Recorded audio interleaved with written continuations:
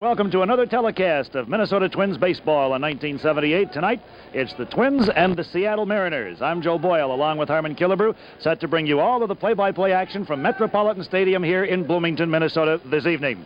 The Twins have been able to win only 3 times in their last 9 outings, and Harmon, the Seattle Mariners have been a real puzzle to them this year. Last year, they lost the season series to an expansion team, and they have already assured themselves of losing the season series again this year. Well, I don't know why. Some clubs beat other clubs more than they do other clubs, Joe, but the Twins have just had tough games against the Seattle Mariners, and they just can't seem to win them. Tonight, maybe the tables will turn. And the Twins will be under the direction of a brand-new manager tonight, and we haven't changed managers. We've just lost one for a few days. Well, we're sorry to hear that manager Gene Mock is in the hospital recuperating from a foot infection, and this gentleman in the dugout, number 43, Jerry Zimmerman, will take over while Gene is in the hospital. This has happened one other time. In 1976, Jerry took over and had a 3-3 record. We'll see what he does tonight as the manager. We'll be back with the starting lineups for tonight's Twins and Mariners game in just a moment. For tonight's game, the starters for the Seattle Mariners, first of all, leading off and playing second base tonight, it will be Julio Cruz. In the number 2 position, the shortstop Craig Reynolds. Batting third, center fielder Rupert Jones. In the cleanup spot, the right fielder Leon Roberts. A designated hitter tonight, batting 5th, Bruce Bhakti. In the number 6 position, it's Dan Meyer. Batting 7th is John Hale. The number 8 hitter in the order is the third baseman Larry Milbourne. And the catcher, Bill Plummer, bats in the number 9 spot. And the starting pitcher tonight is Rick Honeycutt. Honeycutt, a left-hander. And he has a season mark of 4 and 6 with a 4.48 earned run average. Now for our Twins, leading off and playing in right field this evening, it'll be Bombo Rivera. Number 2 position, Rod Carew. And for the first time in a long, long time, Rod is not leading the American League in batting. He trails Al Oliver of the Texas Rangers by 1/1000th of a percentage point.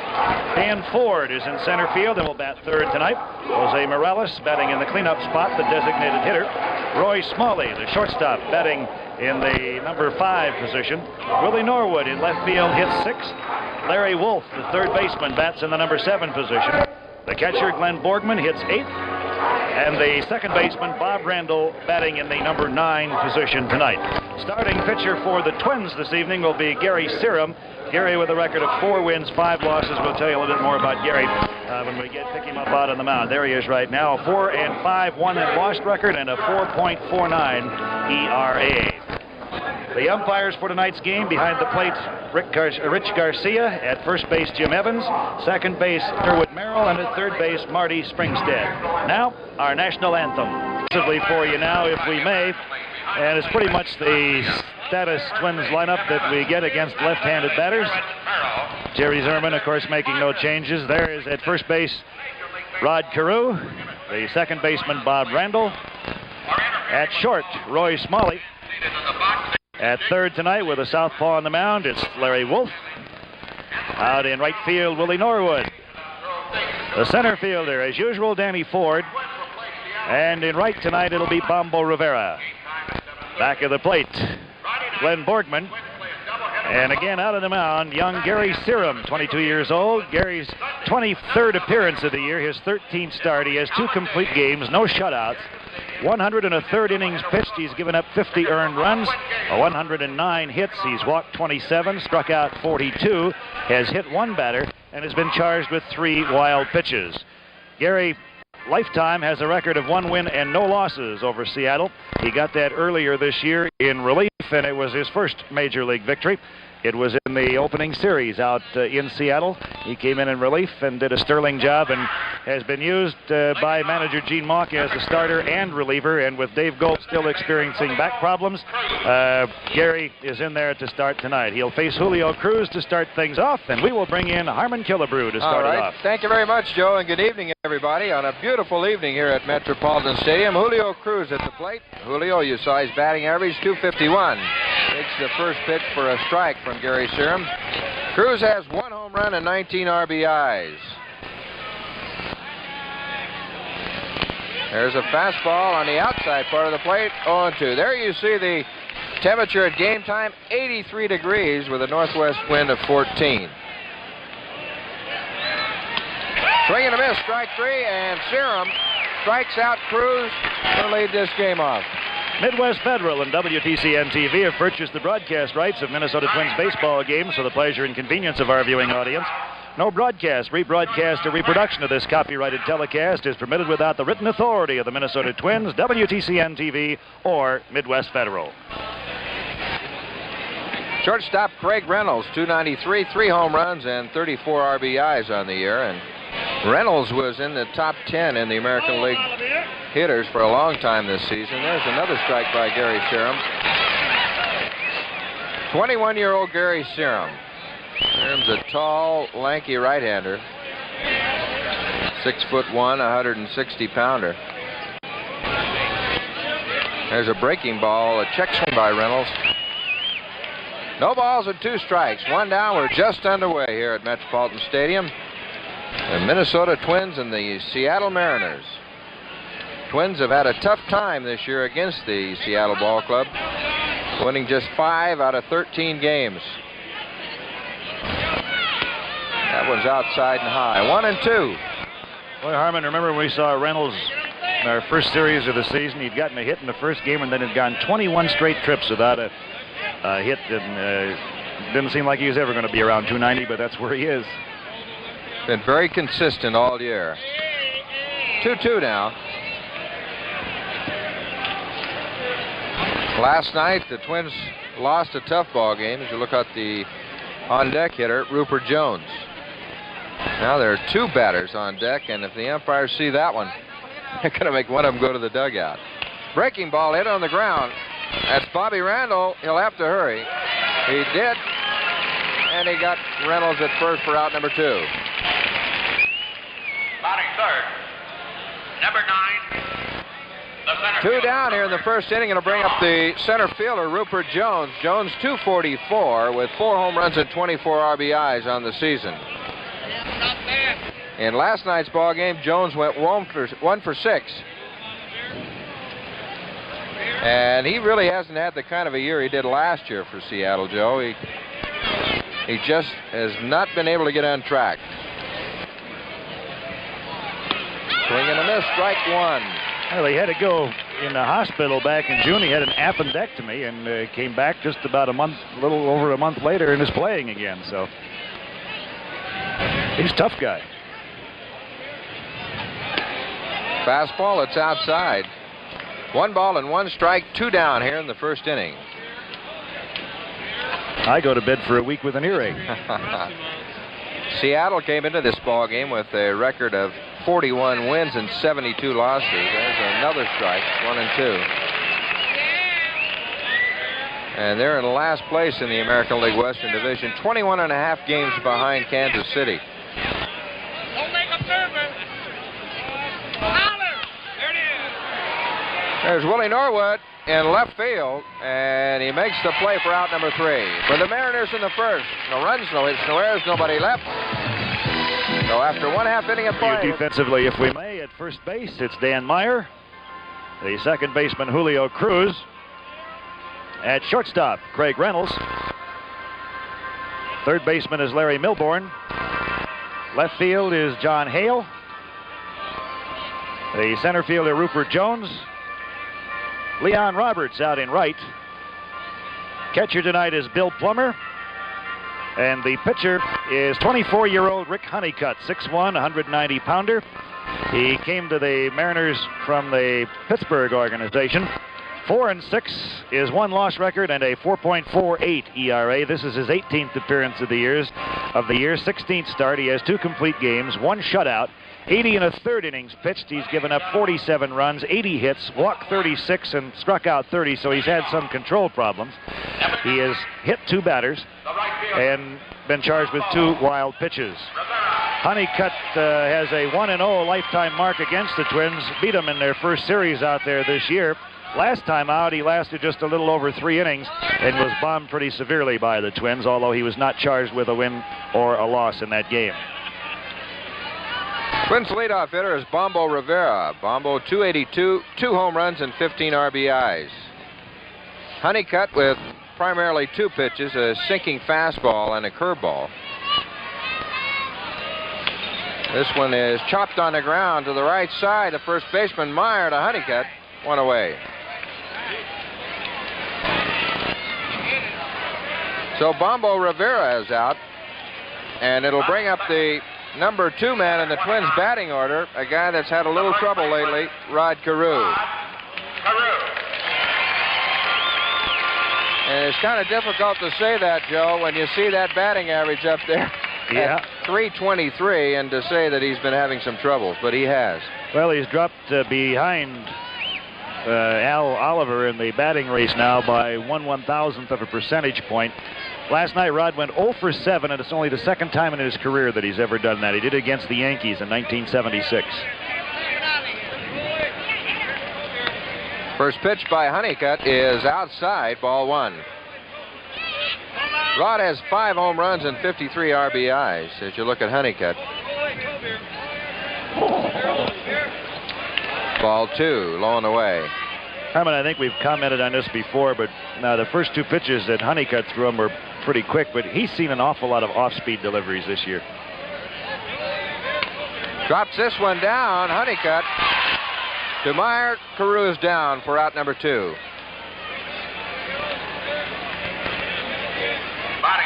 That wasn't one of the better bunts by Rod. He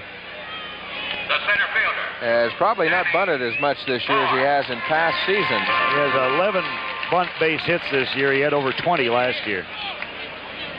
Here's the Twins center fielder, Danny Ford. Danny, .299 with 10 home runs and 64 RBIs. Danny just having an outstanding year for the Twins.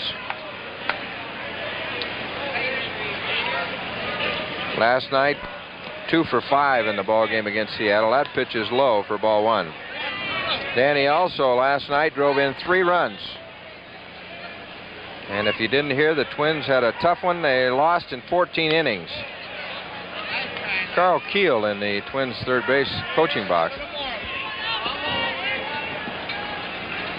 And an outstanding job of relief by Johnny Sutton last night. There's Carl. He went 9. 9 complete innings Sutton pitched, and he shut him out. Perzanowski came on and got the loss.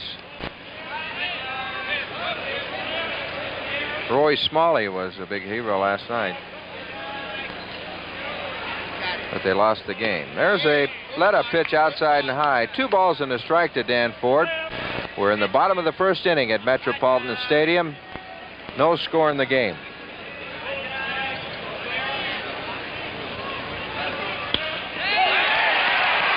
Dan Ford for hit number 1 of this ball game.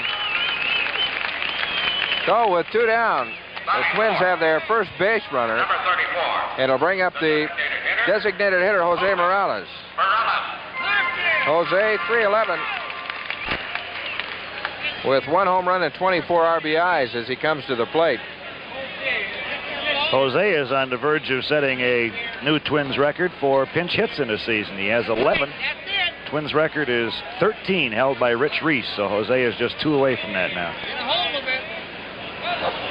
Jose has been used as a designated hitter and a pinch hitter this year after being acquired from the Expos. And he caught a little bit the other night out in California. 2 down, Ford at first. Pitch is high, ball 1. Several games underway in the American League. Milwaukee is at New York, no score after 1 inning of play. Cleveland at Boston, they're tied up 3-3 after 2. Texas at Detroit, it's Detroit 1, Texas nothing. Line foul into the bleachers down the left field line. Herman, in that Cleveland-Boston game, they're just through 2 innings and already 3 home runs. 2 for Cleveland, Grubb and Thornton. Thornton's his 22nd, and Fisk got a 3-run blast, his 16th for Boston in that game. So that left field wall taking a bit of a pounding.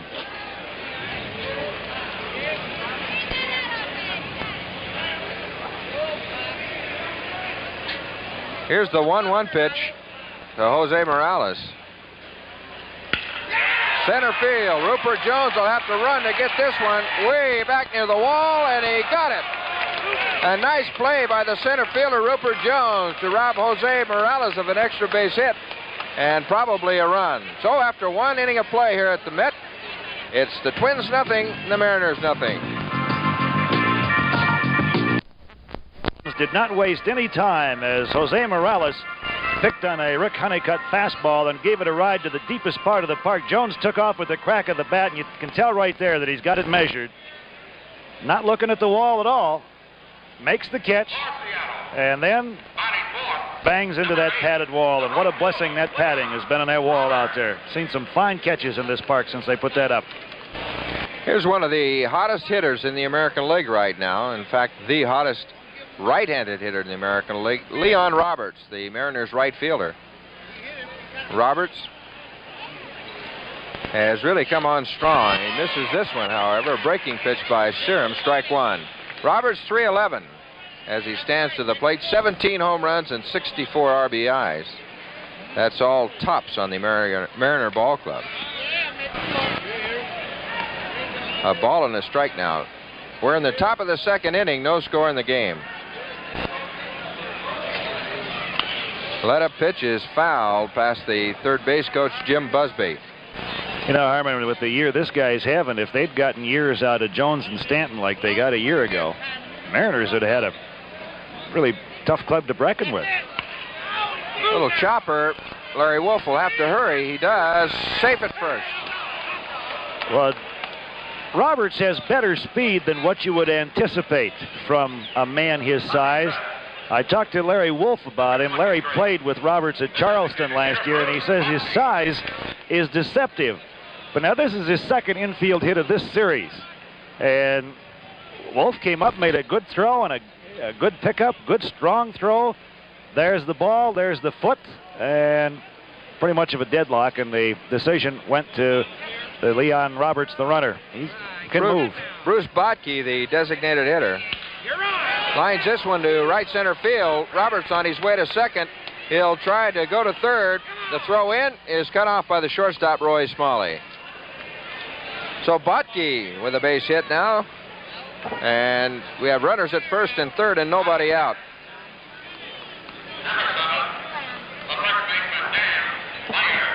That'll bring up the first baseman, Danny Meyer. Botke at 1st, Roberts at 3rd. You remember the other night in California when Gary came in, they went first ball hunting on him right away. Botke did it too. Danny Meyer, 218, 6 home runs and 42 RBIs. Fastball that misses outside.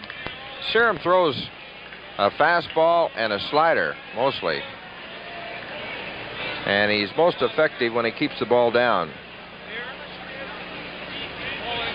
There's a slider.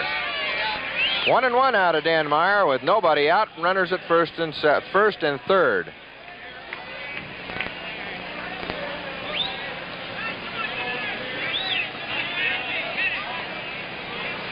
The outfield plays Meyer deep and straight away. Smalley at short and Randall at 2nd are in double play depth. The third baseman, Larry Wolf, is in on the grass. Now he moves back a step or two, about even with the bag. 1-1 pitch. Pop up. Roy Smalley over and puts it away for out number 1. So Meyer is retired. That's 1 away, and it'll bring up the left fielder, John Hale. Hale, with just a 181 batting average, he has 4 home runs and 19 RBIs. But he made a great play out here last night to save the ball game for the Mariners.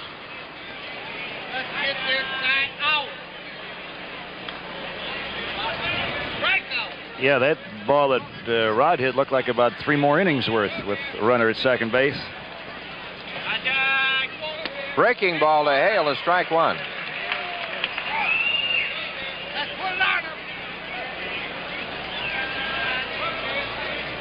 National League scores: 1 complete game, 2 complete games. Pittsburgh at Chicago. Pittsburgh 9, Chicago 5. There's a foul off. 0-2. St. Louis over Philadelphia 2-0. And after 2 innings of play, Atlanta nothing, Cincinnati nothing. They're playing extra innings in Montreal. It's the Expos 6 and New York nothing. That's after 12. That must be a complete game.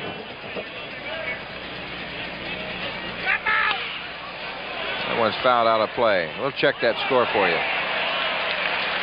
No balls and 2 strikes to the left fielder, John Hale. 1 down, runners at first and third. We're in the top of the 2nd inning, no score in the game. It's after 2, Harmon. After 2 innings, there's an extra 1 up there. Yeah. Outside, 1 ball and 2 strikes.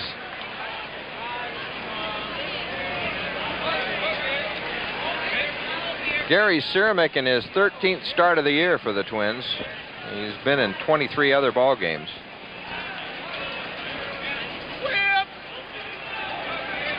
Breaking ball, it's high, 2-2 now.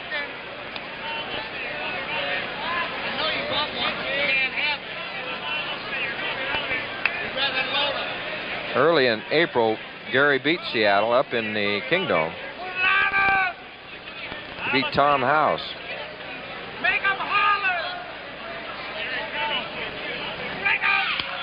High fly ball to right field. This should score a run. Roberts tagging at third base. And here he comes as Bumble Rivera catches the ball, and the Mariners take the lead 1-0. So it's a sacrifice fly for John Hale. The third baseman, Larry Milborn. Well, with 2 down, it'll bring up the third baseman, Larry Milborn. Milborn, a switch hitter. Hitting left-handed, he's hitting .217, left-handed right-handed .270 for a combined total of .245, 2 home runs and 15 RBIs. Fastball, it misses, ball 1.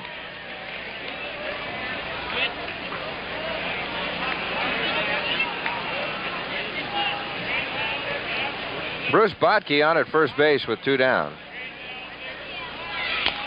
Little chopper that's fouled at the plate, 1-1. Richie Garcia behind the plate, Jimmy Evans at first, Durwood Merrill at second, and Marty Springstead at third of the umpires tonight. Garcia working with the inside protector. Most of the umpires in the American League have gone to that, Joe. Fastball, this one's up the middle, it'll go for a base hit. Botke on his way to third. So Larry Milburn is on with the third Mariner hit of the inning. A single up the middle. Number 3, the catcher, Bill Plummer. And with 2 down, we now have runners at first and third again. And Bill Plummer at the plate.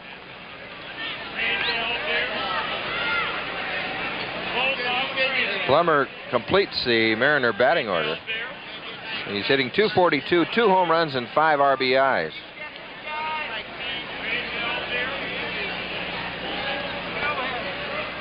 Breaking ball, strike 1.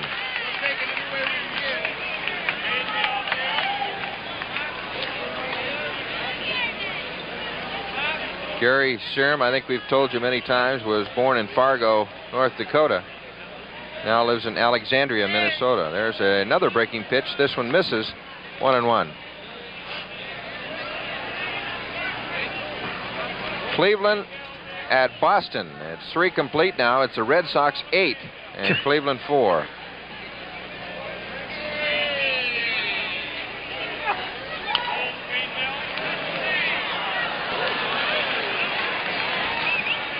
One ball and 2 strikes to Bill Plummer. With 2 down here in the top of the 2nd inning, the Mariners lead 1-0. Got a lot of home runs in that ball game between Cleveland and Boston. Red Sox with 3. 1-2 pitch. Curveball, swing and a miss, and Serum records his first strikeout of the ball game. For the Mariners in the 2nd inning, 1 run on 3 hits, no errors by the Twins, and 2 men left. An inning and a half, it's the Mariners 1, the Twins nothing. like to correct myself. I said it was strikeout number 1 when Gary Serum fanned Bill Plummer. That was strikeout number 2 for Gary Serum. He struck out Julio Cruz to lead off the ball game. That's about in the second inning.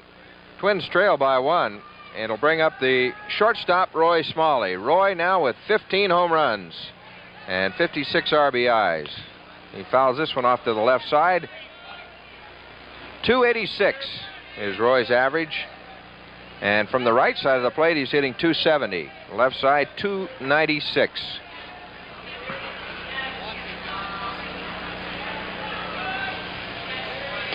There's a sinking fastball. It's low, 1-2.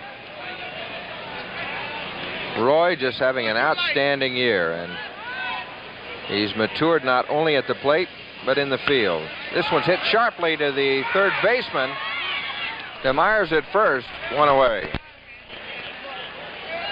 Ball was hit sharply to Cruz, Number 24. but he stayed in front of it The left fielder. and threw to first to get Roy for out number 1. Here's the left fielder, Willie Norwood.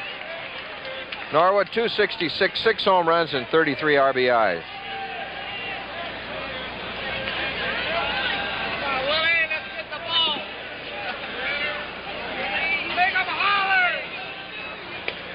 There's a pitch that's inside, ball 1. Norwood has been alternated in left field with Rich Childs against right and left-hand hitting for pitching. 1-1 now.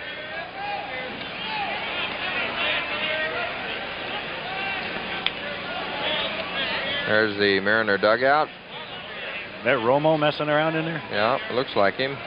Wes Stock, the pitching coach, next to manager Darrell Johnson.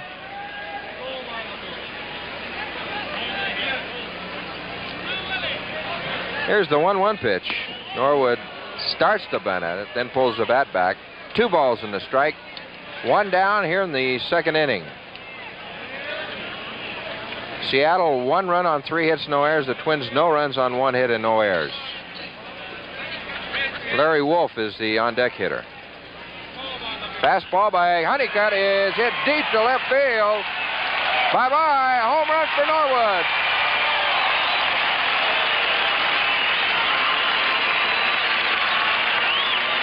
Well, Willie Norwood, who earlier in the year banged out his 3 home runs in a very short span of time, has been connecting with regularity of late, too. He has now picked up 4 over the last week and a half, and now has 7 on the season. And there wasn't much doubt about this one from the minute it left his bat. Way up in the air, deep into the left field stands. You see the left fielder Hale go back, and it's way up in there, about 15 rows back. And we have an instant conference out on the mound. You saw Harmon talking just a while ago about Romo and Wes Stock and Darrell Johnson talking, and you could see him gesturing about various pitches in there. There's the mark on Willie's home run, 386 feet or 117 meters. And home run number 7 for Willie. And evidently, Rick Honeycutt should have been in on the conversation, Harmon, because the ball that Stock was designing broke away from Willie, and this one didn't. 1 away. And quickly, the Twins and the Mariners are tied at 1-1. Here's the Twins' third baseman, Larry Wolf. Larry, 229. Picked the fastball low for a ball. 2 home runs and 18 RBIs.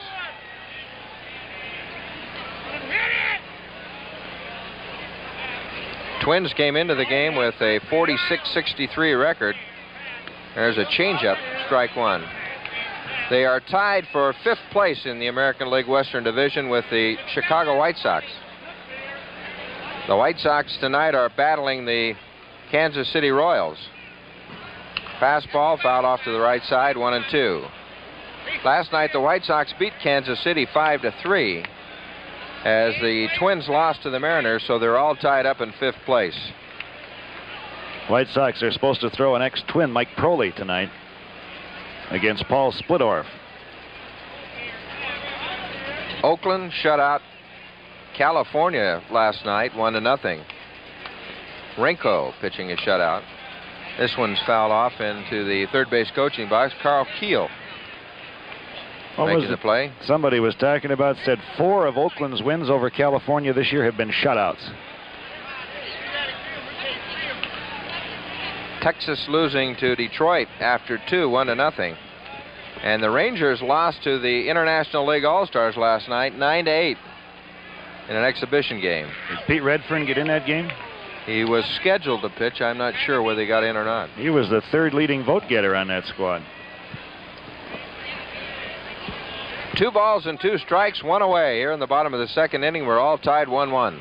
Fastball fouled off by Wolf, and the count will hold 2-2. And again, we'd like to extend our good wishes to manager Gene Mock, who is in the hospital tonight. We hope Gene's watching the ball game. Oh, they got good TV setups over there at St. Mary's. They'll take care of him. Stay off the foot, Skip.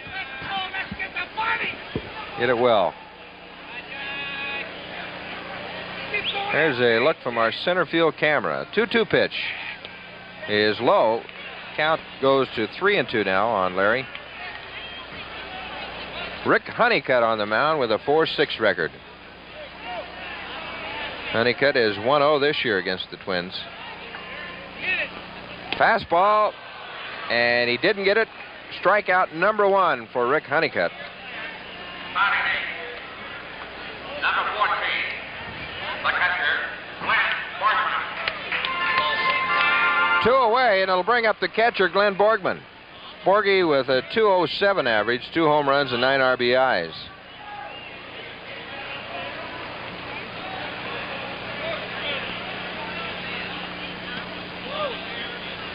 Pitch is low for a ball. Borgie last year missed a great deal of the season because of a knee injury. That one's way low, 2-0. Harmon, you and I were talking about that today, about coming off surgery, especially in a joint like the elbow or the knee. It's never as strong the first year as you think it should be. 2-0 pitch. There's a strike. I think you're right, Joe. It always seemed to me that it took at least a year to get over a surgery like that, and Glenn right now seems to be getting stronger and stronger all the time. And you know, you work at it, you use the weights and everything else, but I think you're really afraid to test it, and you might do it the first time without really knowing you're doing it, and then once you do that, you tend to let it out, but it takes a while.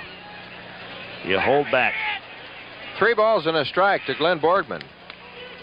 There's a strike on the inside corner. Good to see an old familiar face at the ballpark, Tommy Johnson. Yeah.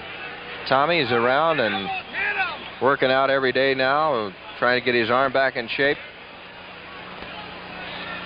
Half swing to Borgie, and he's called out on strikes. So for the Twins in the 2nd inning, they come up with a big run, a home run by Willie Norwood. 1 hit, no errors by the Mariners, and nobody left. After 2 complete now, it's the Twins 1 and the Mariners 1.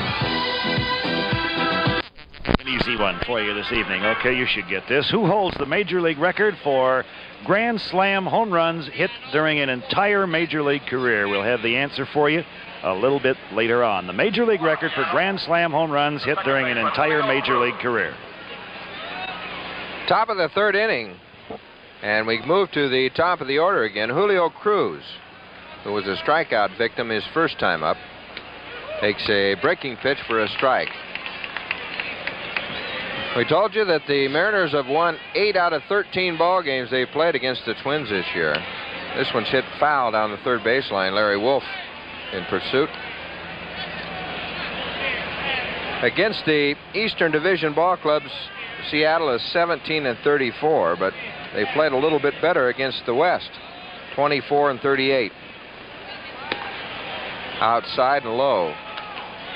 1 ball and 2 strikes to the 3rd baseman, Julio Cruz.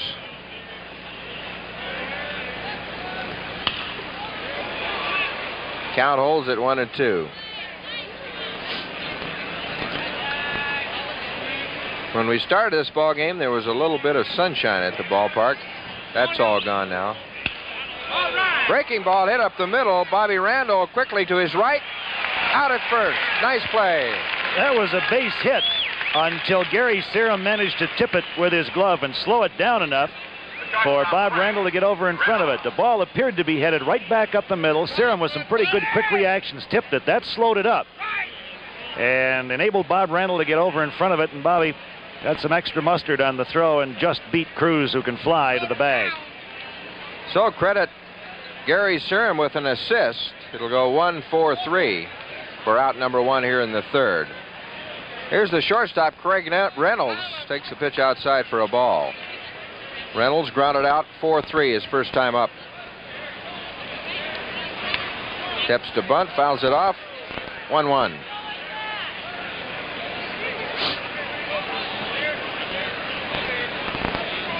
Serum with a record of 4 wins and 5 losses would like to even it up tonight at 5-5. He's 1-0 against the Seattle Mariners this year. And that's his lifetime record against them. There's a good fastball that Reynolds swings at, doesn't get. 1-2. Gary Serum was with Orlando last year for a bit of the season. He was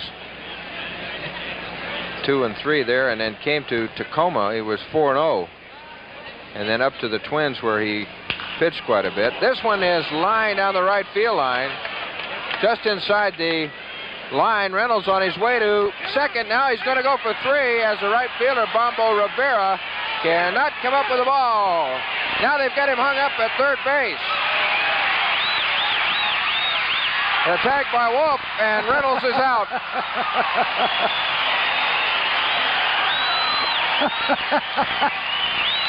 Well, there were several mistakes on this play. Bombo Rivera has just a horrendous time trying to pick this one up out in right field. Looked like it was covered with butter or something or other. I guess in this day and age, margarine. And you see, he finally comes up with it. Now he drops it again. Says, where is it? Okay, come back here. Now I got it. Fires the ball in, and the third base coach tried to hold the runner up, Reynolds, and he couldn't get back. And Rod Carew's throw over to Larry Wolf. He bluffed the throw to the catcher and nailed him about halfway down the line. 2 away, and the hitter is Rupert Jones. No error charged on the play. Triple all the way for Craig Reynolds. There's a changeup in there, 1-1. Put out will go 9-3-5-2.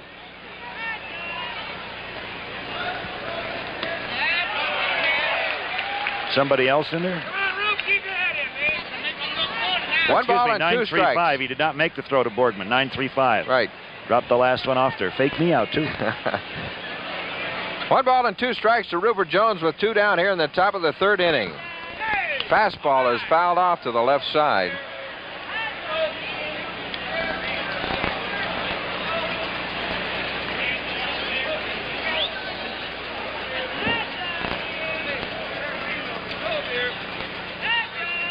Changeup is high, 2-2. Well, that ball was hit sharply down the line by Reynolds, and it had a sure double written all over it. Way inside, 3-2. And then when Rivera had a little trouble coming up with it, Reynolds went to third base and then got hung up.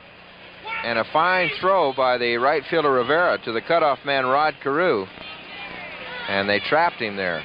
Larry Wolf making the putout. 3-2 pitch to Jones. Fouled off. Count will hold, 3-2.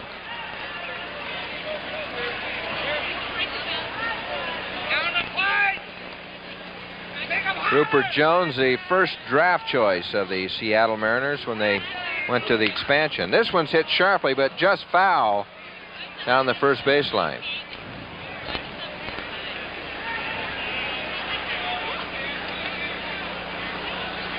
And a ball boy retrieving it.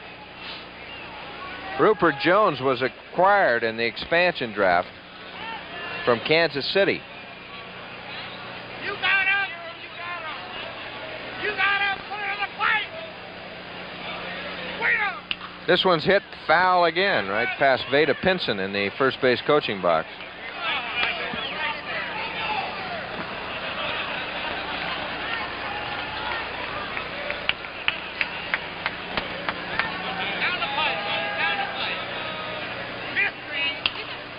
Another foul. Rupert Jones was up with Kansas City a little bit in 1976. In fact, he was in 28 ball games, but last year he had an outstanding year, 24 home runs. This one's hit to left field. Norwood will have to hustle on this one, and nobody can get it. And Jones will go into second base for a double. Well, the shortstop, Roy Smalley, went out, and went back was Wolf. Well, all three Twins went after it. Willie Norwood, Wolf, and Randall, and dropped right in between all three of them. Triple and a double back-to-back, and so far the Mariners with nothing to show for it on the board. Well, with 2 out and Jones at second base, it'll bring up the big right fielder, Leon Roberts. Roberts, with an infield hit, is first time up. Slider outside, ball 1.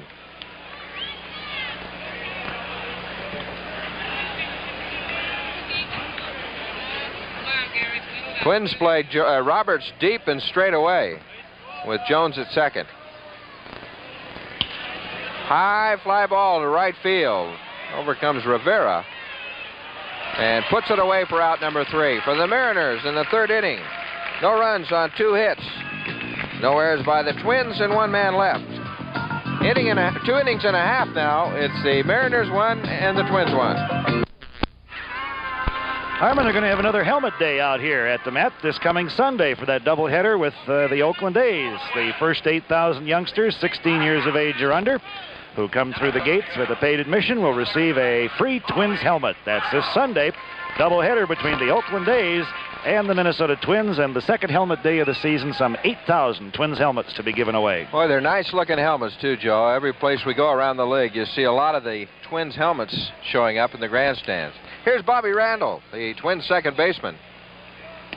Pitches inside for a ball. Bobby hitting .278, no home runs and 15 RBIs.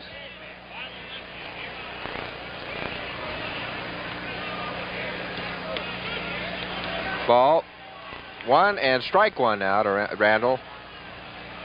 Bobby is alternated at second base with Rob Wilfong. Against right left-hand pitching. This one is fouled off to the right side. Count will go to 1 ball and 2 strikes. We're in the bottom of the 3rd inning here at Metropolitan Stadium. We're all tied up 1-1. Mariners scored first in the top of the 2nd. The Twins came back. Willie Norwood with a home run, his 7th of the year, to tie the ball game. Fastball inside, 2-2 now. Kansas City has taken the lead over Chicago 4-2 after 2 innings of play. Popped up to the infield. Reynolds, the shortstop. 1 away. Texas at Detroit. It's 1-1 after 4. So that completes the Twins batting order, and it'll bring up the top of the order again, Bombo Rivera. Rivera grounded out his first time up. No score after 4 innings of play in New York between the Brewers and the Yankees. 4 complete in Boston. The Red Sox 8, Cleveland 4. Rivera with a swing, he fouls it off, strike 1. Do you remember how many grand slams you had as a Twin? Yep. How many? Well, now, when you say it as a Twin, I'm not sure. How many do you think? You're talking about the Griffith organization or as a Minnesota Twin? I don't have the Washington ones. Okay. I think it was about 11. You had 10 as a Twin. Okay. No balls and 2 strikes. We don't credit Rivera. those other teams with anything. I'll tell you an interesting thing about one of them. Okay. There you see the sign given by the catcher, Bill Plummer. There's another strike, and Rivera takes a called strike 3. That's the 3rd strikeout for Rick Honeycutt. Rod Carew at the plate. Rod grounded out his first time up. And as Joe told you, Rod, for the first time in a long time, does not lead the American League in hitting. Al Oliver is a percentage point out in front. First pitch is a ball. In 1956, Okay. I hit my first Grand Slam home run in the old ballpark at Kansas City. This one's line to left center field, a base hit for Carew. And Rod is on with the Twins' third hit of the game. 1956, I hit a home run against San Diego in Kansas City. As you look at Carew hit this line drive, and the next day they sent me to the minor leagues. Doesn't pay to do it. No. Huh? Did you ask him why? I was wondering why, but he never told me why. Carew at first base with 2 out. It'll bring up the center fielder, Danny Ford. Maybe you didn't hit it far enough. You suppose that's it? Ford singled his first time up.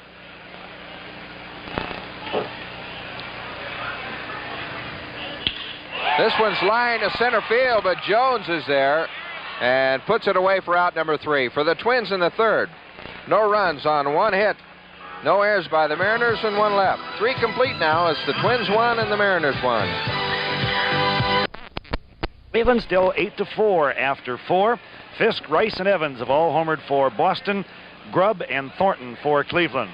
Baltimore trails Toronto 4-3. That's after 6. Carty and Woods have homered for Toronto, and May for Baltimore. Milwaukee and the Yankees 0-0 after 3. Texas and Detroit tied after 4, 1 apiece. Thank you, Joe. First pitch to Bruce Botke is a strike. We're in the top of the 4th inning. Another game underway, Harmon. Excuse me. 4-2. Kansas City leads Chicago after 2.5 now. Okay. Ball and a strike to Bruce Botke here in the top of the 4th inning. We're all tied up 1-1. Slider is hit to left field by Botke. Willie Norwood for out number 1.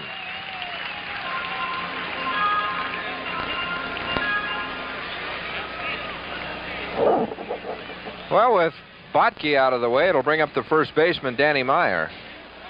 Meyer popped up to Roy Smalley his first time up.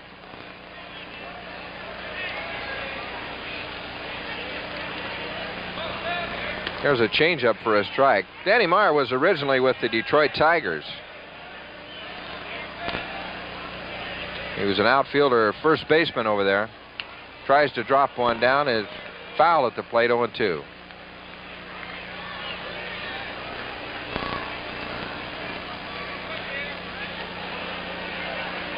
Gary Serum on the mound for the Twins.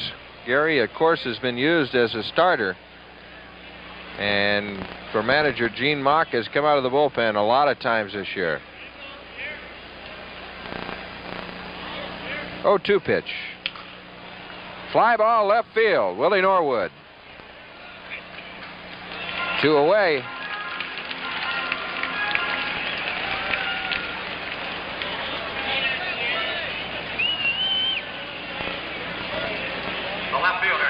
Oh, with 2 away, it'll bring up the left fielder, John Hale. Hale had a sacrifice fly his first time up to score the Mariners' only run of the game. That was in the top of the 2nd inning. The Twins came right back in the bottom of the 2nd and tied it up on the strength of a home run by Willie Norwood. Low and inside, ball 1. Twins 1 run on 5 hits, no errors. The Mariners 1-3-0.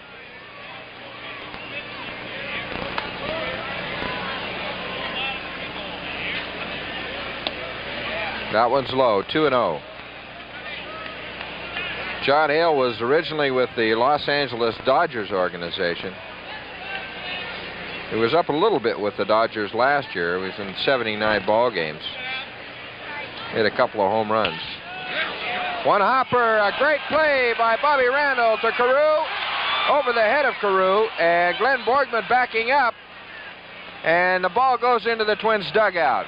Glenn Borgman made a heck of a try to keep it from going into the dugout. It eluded him and just barely rolled over the step, and a plate umpire, Rich Garcia, hustled over there and awarded Hale second base. Fine play by Randall, but his throw over the head of Rod Carew. Look at that dive. Made a good stop. Rushed his throw a little bit too much and threw it over the head of Rodney. Laid ahead him, I believe. And it's going to be charged as an error. A base hit for Danny Ford, or Danny. I'll get it in a minute. John Hale. John Hale. And an error on the second baseman, Bobby Randall, on the throw, allowing him to go to second base. Larry Milborn with the first pitch. Strike one.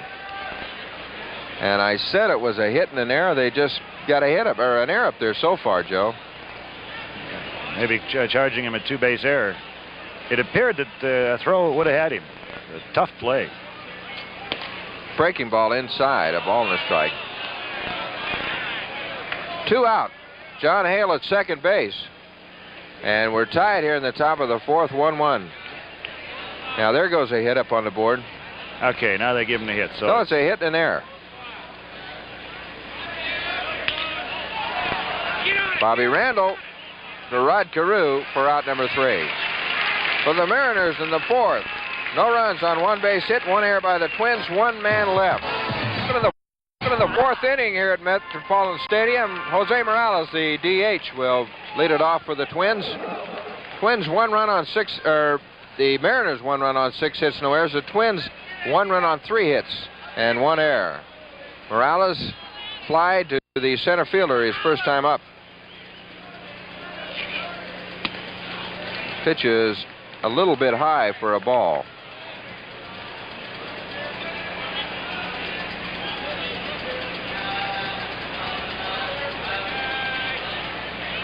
Now we've got time by the hitter, Morales. Through the first 3 innings, Honeycutt, along with the 3 hits that he's allowed, has struck out 3 and walked nobody. But one of those 3 hits was a home run by Norwood. That one's low, 2-0.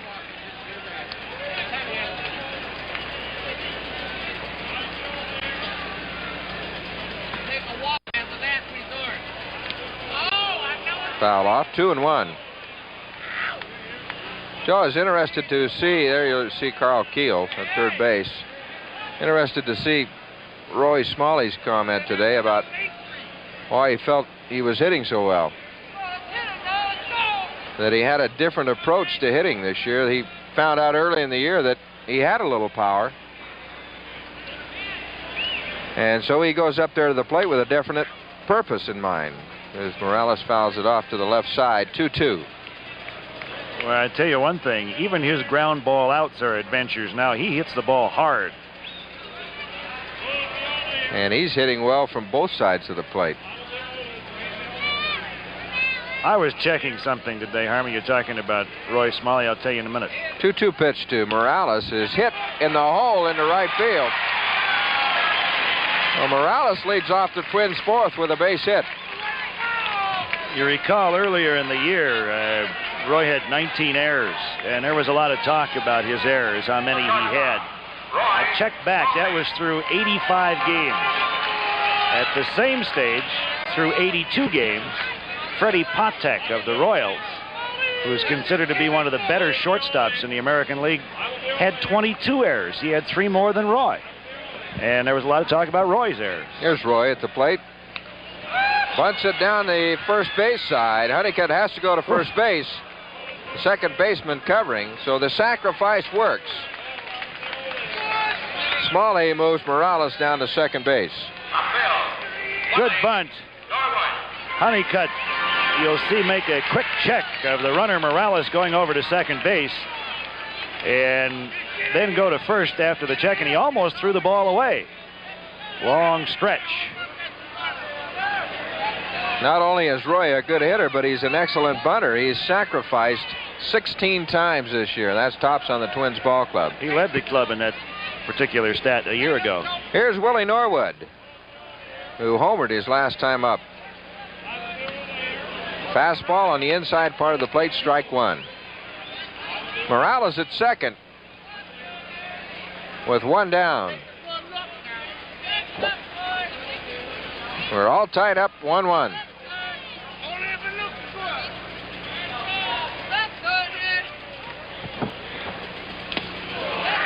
Pitch looked like it was outside, but it fooled Willie. Oh, it's 0-2. The on-deck hitter is Larry Wolf. There you see the runner at second base, Morales. Honeycutt on the mound. The catcher is Plummer. And Richie Garcia is behind the plate. Knock it out of here! 0-2 pitch to Norwood. High and tight, 1-2.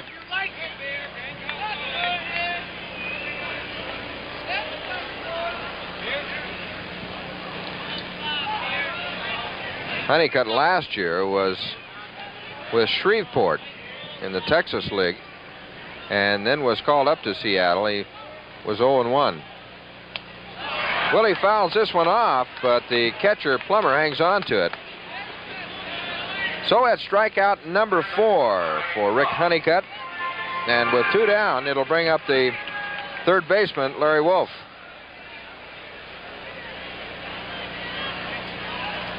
Larry struck out his first time up.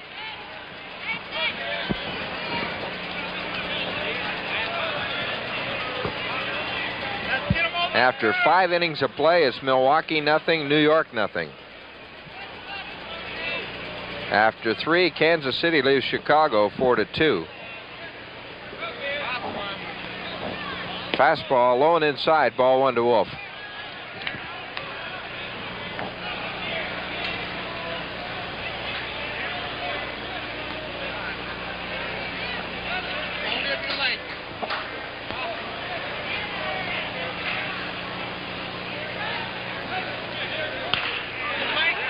One hopper to Reynolds at shortstop, and they get Wolf at first. So for the Twins here in the 4th inning, no runs on 1 hit, no errors by the Mariners, and 1 left. 4 complete now. It's the Twins 1, and the Seattle Mariners 1. All games, this is the way the standings look in the American League. In the East, Boston 7 games over the second place Milwaukee Brewers, followed by the Yankees 8.5 out. Detroit 9, Baltimore 9.5, Cleveland 17.5, and Toronto in the basement 28.5 games behind. In the West, the Kansas City Royals lead the division by 2 games over California, 3 over Oakland, and there you see the rest of the standings. Twins 14.5 games, tied with Chicago in 5th place. Top of the 5th inning, let's bring in Joe Boyle. All right, Harmon, thank you very much. Bill Plummer leads it off for the Mariners here in the top half of inning number 5. He'll be followed by Julio Cruz and Craig Reynolds. The outfield straight away for Plummer. Breaking ball upstairs. 2 balls, no strikes on the Mariner catcher, Plummer. Signed after he was released by Cincinnati. Spent last year with Cincinnati. Played in 51 games for him. Had just 1 homer and hit under 200. 2-0 pitch. On the outside corner, that's a strike. Wolf at third, Smalley at short, Randall back on the outfield grass at second, and Carew at first around the infield defensively for the Twins.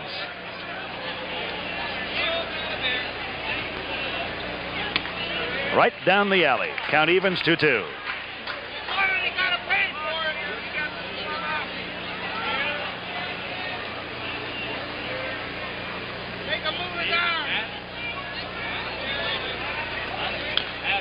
Fouled away.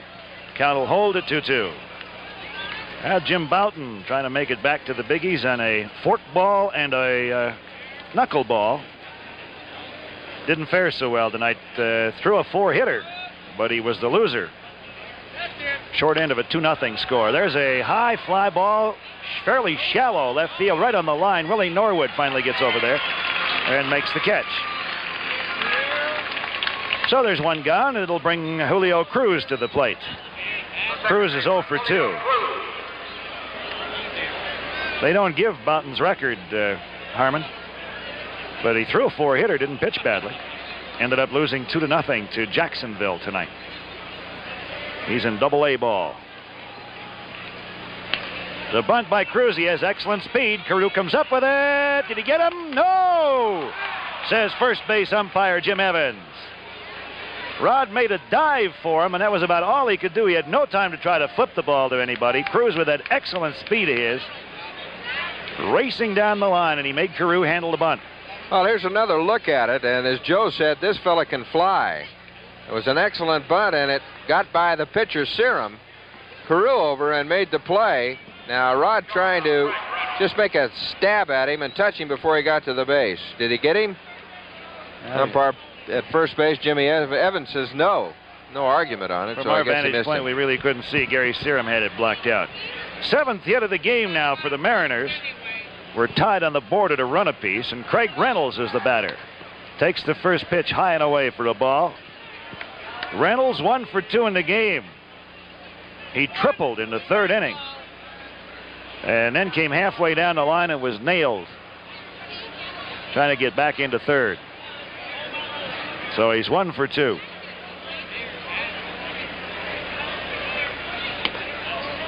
High and outside, 2 balls, no strikes. Through the first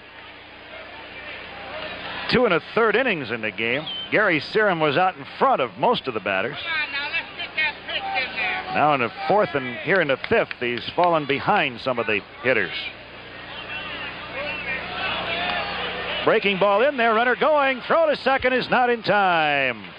And Julio Cruz has just pilfered his 37th bag of the year in 44 attempts. He's 3rd in the American League in that department. There was a little help by the batter, Craig Reynolds, who put his bat out in front of the plate to kind of shield the attempt by Cruz, and he was in there easily. And as Joe said, stolen base number 37. 2 balls and a strike on Reynolds.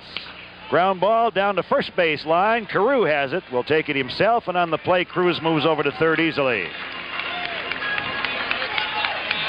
So with 2 gone, that'll leave it up to Rupert Jones. Jones a double in 2 at-bats tonight. He got that immediately following the triple by Reynolds in the 3rd, but the Mariners came away empty. And I'll reiterate that Reynolds was caught after he overran. Jones doubled. Outfield straight away for this left-handed sticker. He fouls it off to the first base side.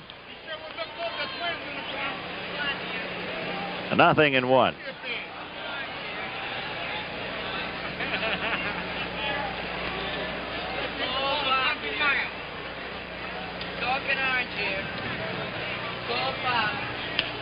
Serum delivers outside at the knees. 1 ball, 1 strike. Gary with that sinking fastball and a slider. And he'll change speeds on you. Just like that. On your sports station, WTCN TV. Outfield straight away for this left-handed sticker. He fouls it off to the first base side. 0-1.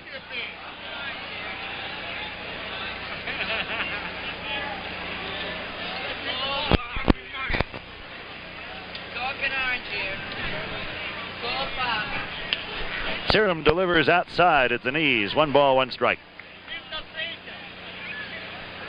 Gary with that sinking fastball and a slider.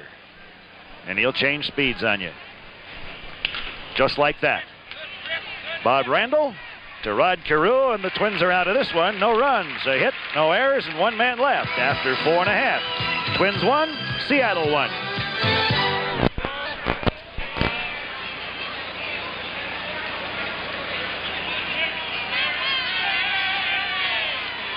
For the Twins here in the bottom half of the 5th inning, it'll be Glenn Borgman, Bob Randall, and Bombo Rivera. The scheduled batters. Borgie's 0 for 1. He was out on strikes in the 2nd inning with the first baseman getting to put out on the play when the 3rd strike eluded catcher Bill Plummer. Checks his swing, and it costs him 0-2 to count on Borgman. Rick Honeycutt has fanned 4 and walked no one through the first 4 innings. Has given up 4 hits. 1 in each inning. So he has scattered them so far. A ball and 2 strikes. Now that big game tonight in New York. The Milwaukee Brewers and the New York Yankees are still scoreless. They're in the 5th.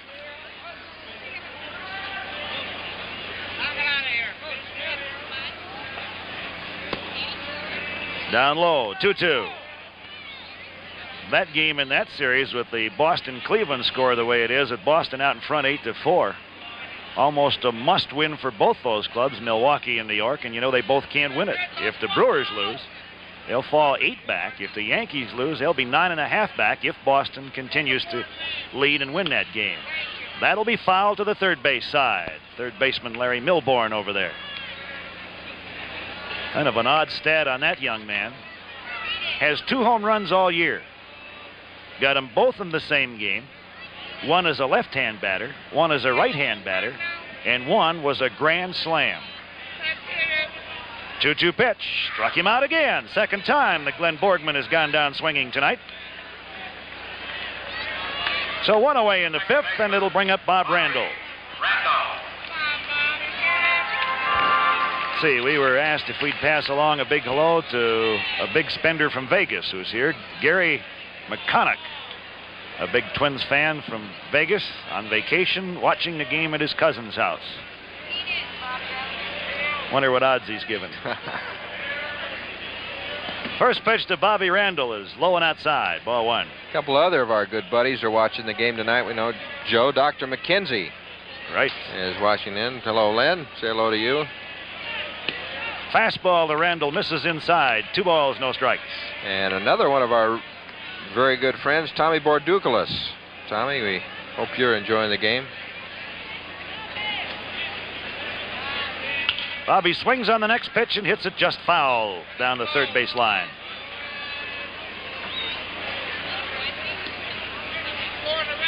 For the Mariners, Milbourne at third, Reynolds at short, Cruz at second, and Meyer at first, with Plummer back at the plate and Rick Honeycutt, 24-year-old southpaw, out on the mound. Ground ball to short. Reynolds is there on the big hop. Long throw, and he gets him. 2 gone here in the 5th. Bombo Rivera. The right fielder. 0 for 2. Grounded out. First baseman to the pitcher covering. And 1 of 4 strikeouts that Honeycutt has recorded in the 3rd. We're all tied up at a run apiece here in the bottom half of the 5th with 2 on, nobody out. 1-1.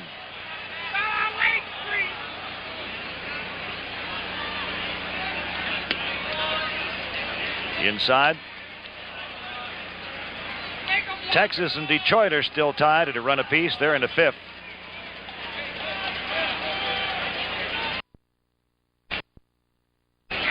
Big swing from Rivera, and he didn't get it. 1-1. Cincinnati has changed pitchers in the top half of the 6th inning. They already trail Atlanta 3-0, and they have changed pitchers in the 6th. Interesting thing about that ball game is Phil Niekro had pitched a no-hitter through 6 innings against Cincinnati. Change up, and Bombo laces it into right center field. That'll drop. Around first goes Rivera. He holds on as Jones comes up with the ball and whips it back into the infield. So the Twins have their 5th hit of the game. 1 per inning so far Honeycutt has allowed. Well, you get another look at the base hit by Rivera. Like a fastball that ran away from Rivera a little bit. He just knocked it into right field. That has kept Honeycutt out of any type of trouble other than Norwood's home run so far has been the fact that he hasn't walked anybody, and of the 5 hits the Twins have in the 5 innings, he has allowed no more than 1 in any inning.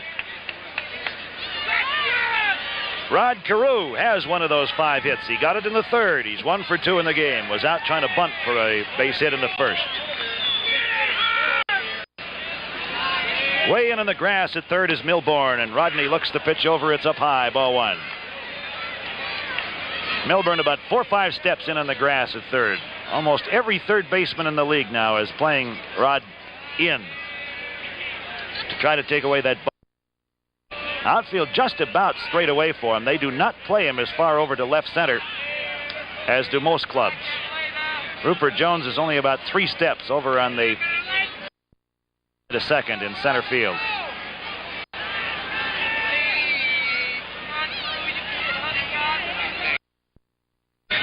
Goes the runner, Rivera.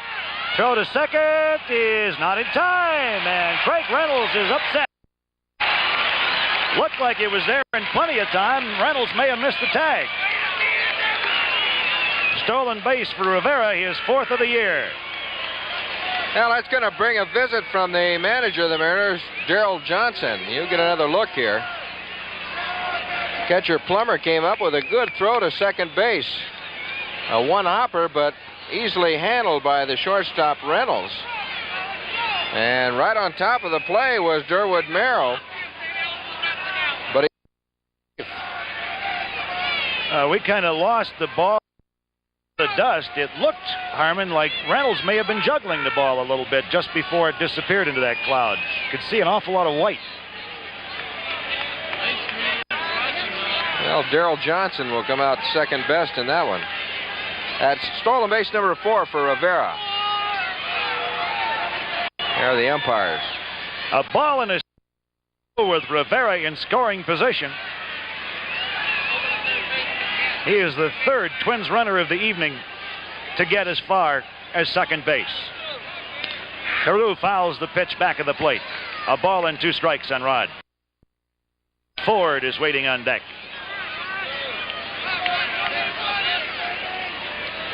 1-1, the Twins in America. Twins trying to take the lead for the first time in the game.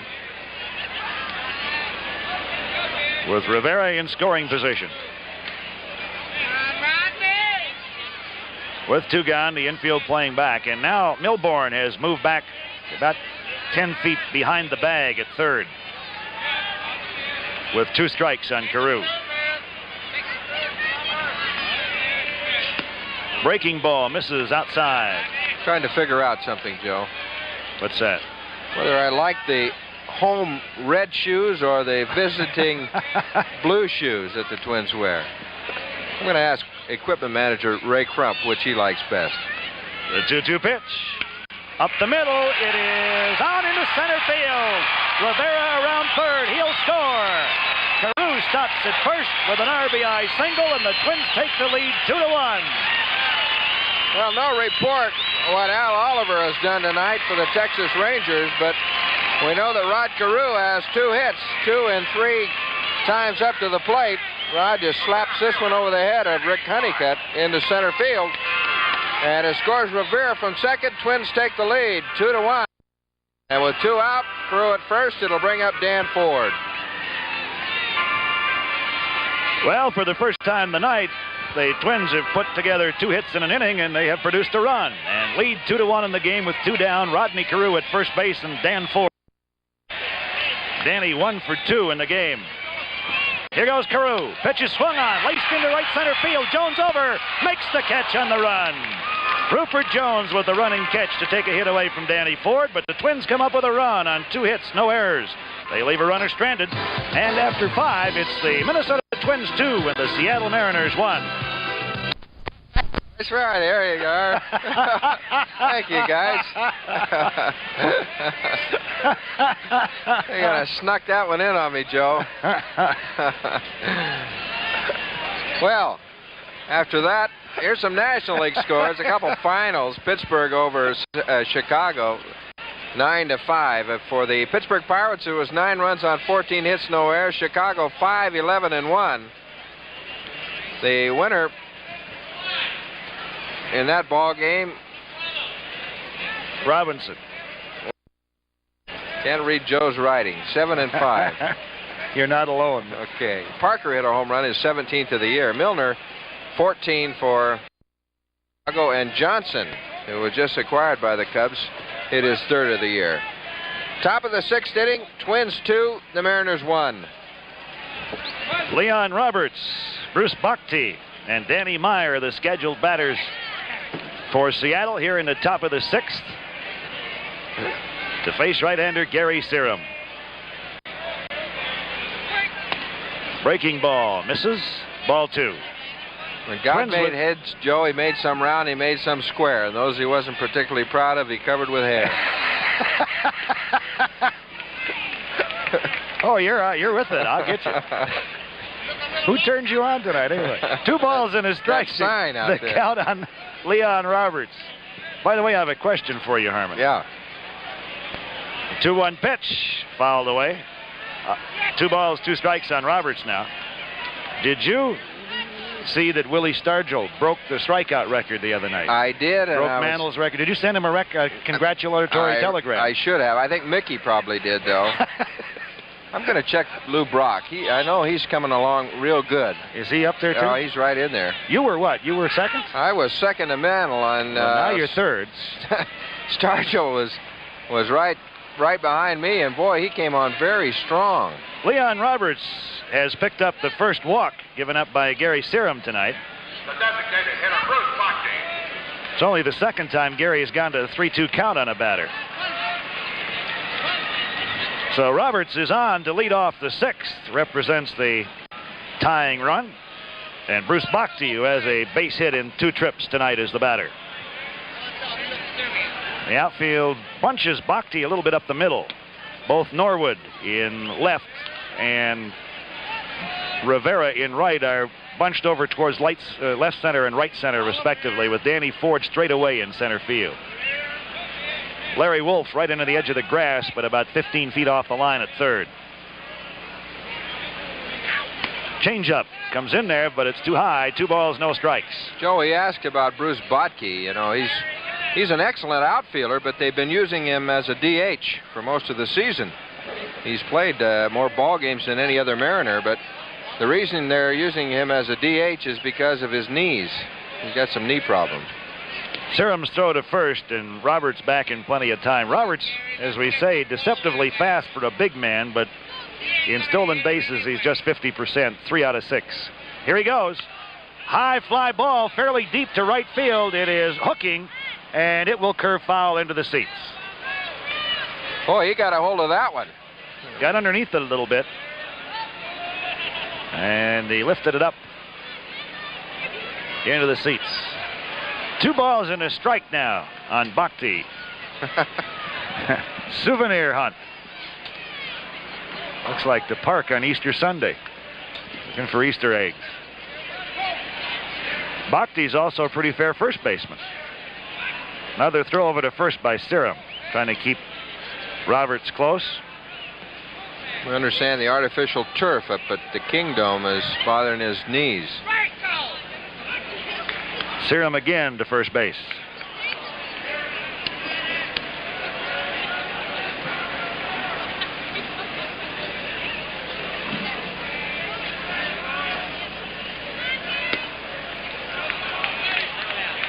Three and one. Pitch broke away from the left-hander.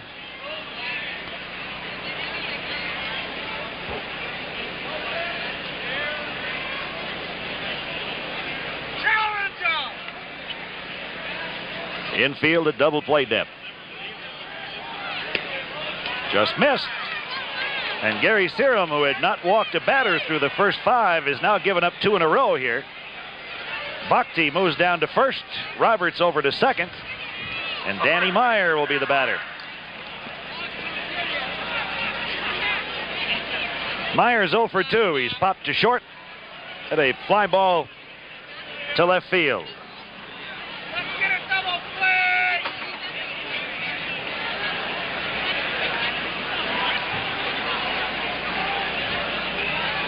Necro has lost his no-hitter in Cincinnati. The Reds came up with 2 runs.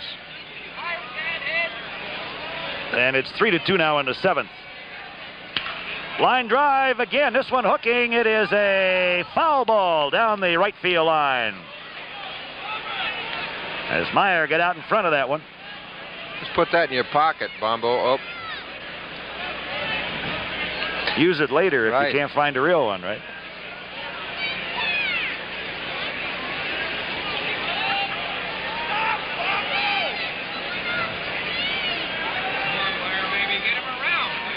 Larry Wolf 2-3 steps in on the grass at third for Meyer, a left-hand batter. Twins with a play on. Randall sneaks in behind Roberts, but he was ready for it. He wasn't too far off the bag, and he got back in fairly easily. Smalley broke as if he was going to cover third, And the hope there being that Roberts would see him and go a little further off the bag, and then Bob Randall broke in behind him from his position at second. Meyer squared away to bunt, let it go by, and the count evens at a ball and a strike. And we're about to get some activity in the Twins bullpen. Jeff Holley gets up and begins to loosen in the bullpen.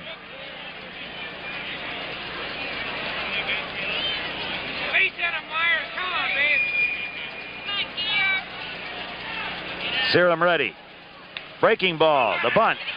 Gary off the mound. He'll have to go to first to Bob Randall. The sacrifice works. And the Mariners get runners over to second and third. Roberts goes to third. Bhakti is on at second. There's one gone. And John Hale will be the batter. Well, and usually you see high fastballs in a bunt situation. Now, this was a curveball. It was kind of an easy ball for the batter Meyer to bunt.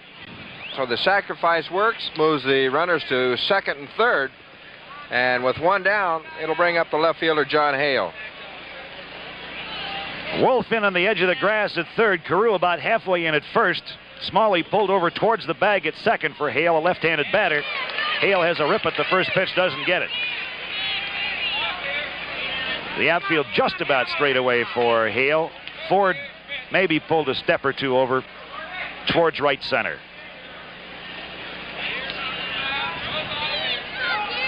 So Gary Serum in a jam with runners at second and third and only one out here in the top half of the sixth inning. Twins lead at 2-1.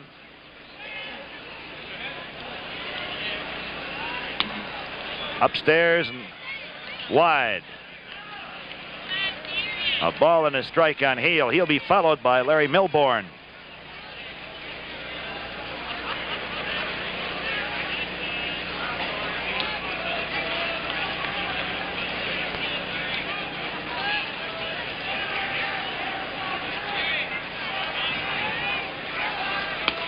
Again, Gary misses outside. 2 balls and a strike.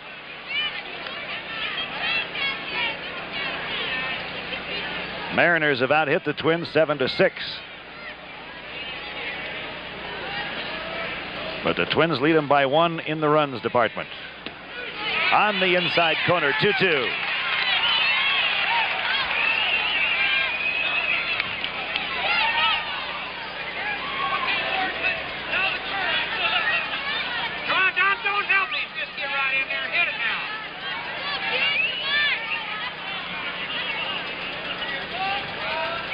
Runners have their leads. 2-2 pitch. High pop foul. That'll be back out of play.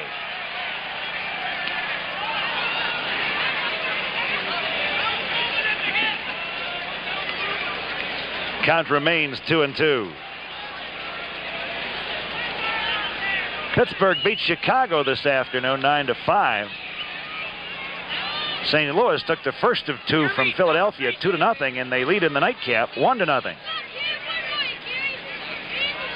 Serum's pitch, inside and low. Full count now on John Hale. Well, Gary Serum had not gone 3-2 on a batter since the third inning, and he had only done it once in the game, and now he has done it twice here in the sixth inning. He has a 3-2 count on Hale.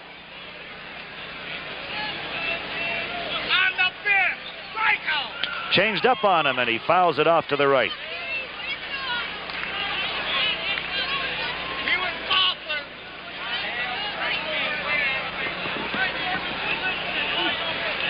So Gary Serum in a jam, trying to work his way out of it here in the sixth. Seattle has beaten the Twins 6 straight times. Bounding ball. Rod Carew snares it. Flips to Serum, makes the tag. Roberts comes in to score, and we're tied at 2 apiece. And on the play, the runner Bhakti moves over to third base. Fine play by Rod Carew, and he may have prevented another run from scoring with that one. Well, it was an RBI for John Hale on this play. And Carew did make an excellent play of it, jumping into the air, snaring it, the little flip to the pitcher, Serum covering at first base to force Hale.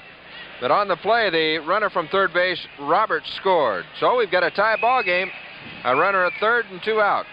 Hale has driven in both of the Mariner runs tonight, and Serum's still not out of a jam. 2 down now, but Bhakti at third and Milbourne to batter. He's 1 for 2, a single back in the second inning. Way outside. Gary Serum displaying some wildness here into 6th. His control had been almost letter perfect up till this inning. Again, he's upstairs with the pitch. Gary may be getting tired. Don't let it get away from you now.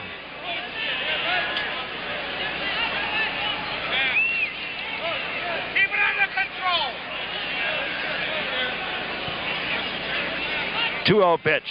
Fastball pounded on the ground to Bob Randall at second. Goes to Carew, and the Twins get out of it. But the Mariners come up with a run without the benefit of a hit, and they leave a runner stranded after 5.5. It's Seattle. Chicago at Kansas City. They played 4.5 now. It's still the Kansas City Royals, the Chicago White Sox 2. Crowley started the game for the White Sox, and Schuler is now in there in the 5th. Splittorff for the Kansas City Royals. After 4, it's after 6 now in Boston. It's the Red Sox 9, Cleveland 7, Texas 5, Detroit 2 after 6, and New York 2, Milwaukee nothing after 7. Here we're in the bottom of the 6th inning, and Jose Morales will be followed by Roy Smalley and Willie Norwood as the Twins are even with the Mariners again, 2 apiece. Both teams have led once in the game. There's a high pop-up on the first base side, drifting foul off into the seats, and it'll be out of play. Well, error in the stands. But the umpire, Jim Evans, will get a hand for that one.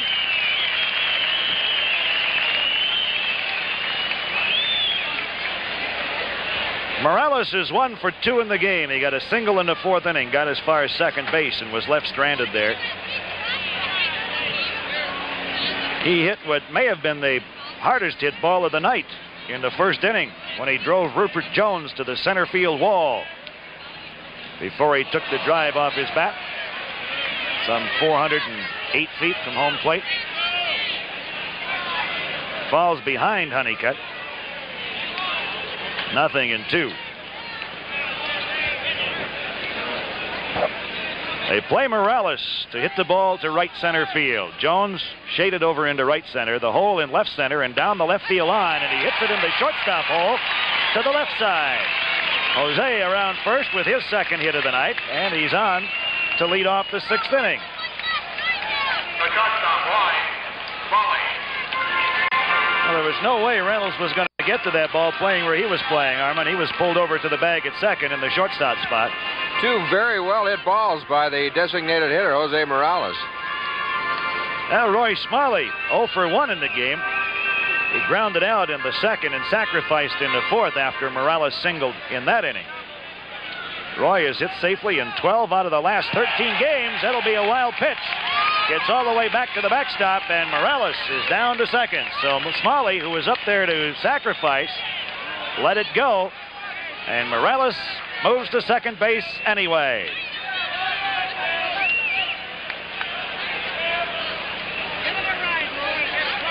Carl Keel in the third base box giving signs to Roy Smalley. So the Twins with the go-ahead run now at second in scoring position. In the person of Jose Morales, there he is. Parrott is in the bullpen.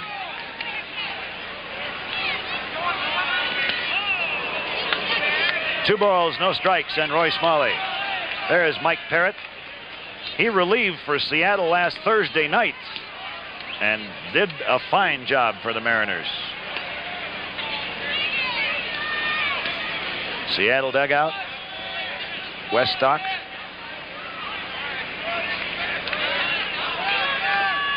There's the look from center field. The outfield for Roy just about straight away. He bunts it foul down the first base side. That time Roy may have been bunting for the base hit, but that would be only a guess. He may have been under orders to try to move the runner over to third. Willie Norwood swinging a bat in the on-deck circle. Kansas City leading Chicago 8-2. So if the Twins can win this one, they would regain sole possession of 5th place. That's after 5, Kansas City, Chicago. And the Yankees have scored, and they now lead Milwaukee 2-0 into 7th. The 2-1 pitch to Smalley. Inside, ball 3. 3-1 on Roy Smalley. Nobody out. Morales is at second. We're tied at 2 apiece.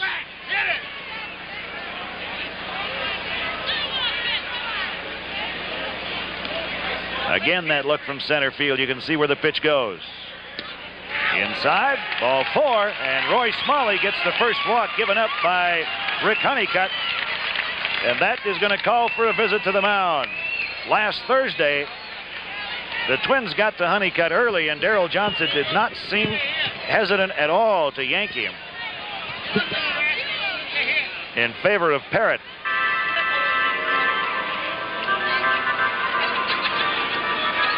There you see the gathering.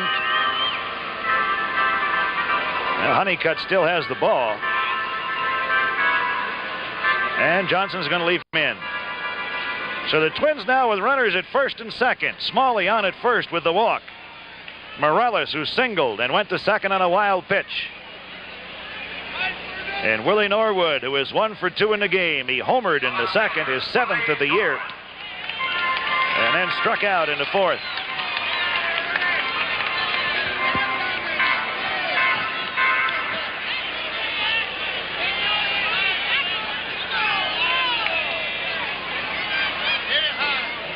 First pitch to Norwood. He shortened up as if to bunt. Let it go by, and it was inside for a ball.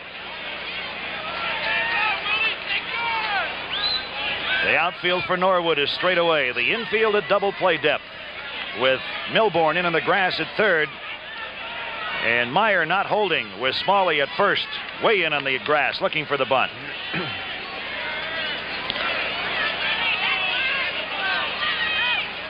There's the bunt, foul back.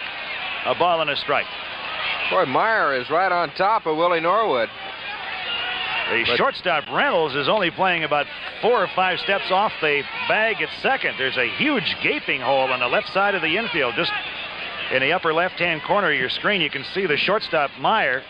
Now look at that, all that space over there. See whether Norwood is still up there to bunt. Yes. Lets it go, and it's low inside. 2 balls and a strike. Well, Meyer's right on top of the ball, but the ideal place to bunt the ball, of course, is to the third baseman, Milbourne. Right. This has been one of the big problems for the Twins this year, is execution in plays just like this, to get those runners up there. The bunt, good one, and they're going to let it roll. Now Honeycutt picks it up. He threw it by wide, and Cruz, the second baseman, was pulled off the bag at first. Cruz, the second sacker, was over covering the bag at first, and the first base umpire, Jim Evans, says the throw pulled him off the bag, and the bases are loaded with nobody out. Nobody went after it at first, Harmon. Well, it's an error on the pitcher, and you'll get another look at it. The ball was bunted right between Honeycutt and the first baseman, Danny Meyer. Neither one of them wanted to go after it. Now, Honeycutt finally got the ball, and the throw, as Joe said, pulled the second baseman, Cruz, off the bag. There it is, right there. That'll be a sacrifice and an error. So the Twins have the bases loaded, nobody out, and Larry Wolf is the batter. Morales is at third, Smalley at second, Norwood at first. Wolf 0 for 2 in the game, has struck out and grounded out. And now, just as Gary Thurman was a jam in the top half of the 6th inning, young Rick Honeycutt is in a peck of trouble here in the bottom of the 6th. Honeycutt looked into the Mariner dugout to see whether he should take his windup or take a stretch. He's going to take a full windup.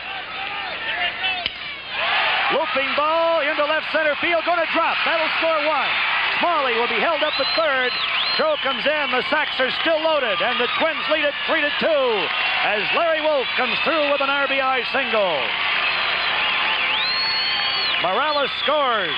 Smalley to third, Norwood to second, and Wolf is on at first, and that is going to be all for Honeycutt. Well, there's another look at it.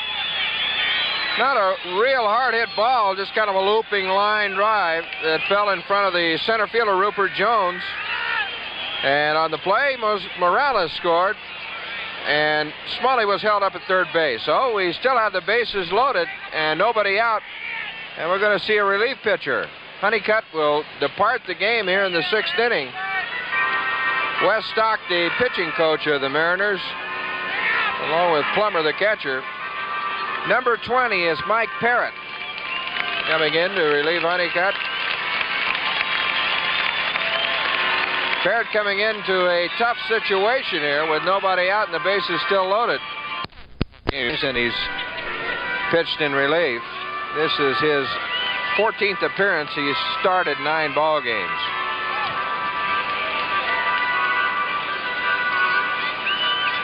Parrott was acquired from Baltimore on December 7th for outfielder Carlos Lopez and pitcher Tommy Moore. Glenn Boardman. And for Glenn, this is his 1,999th Major League at bat. He is 0 for 2 tonight. Bobby Randall on deck. Right-hander now on. First pitch to Borgman is in there for a strike. Parrott was the Baltimore Orioles' #1 draft choice in 1973 and was the most valuable pitcher in the International League last year for Rochester. Strike 2. So Borgie quickly falls in the hole, 0-2. Bases loaded, nobody out. The Mariner infield in tight all the way around. Smalley at third, Norwood at second, Wolf at first. Outfield straight away for Borgman. On deck is Bob Randall.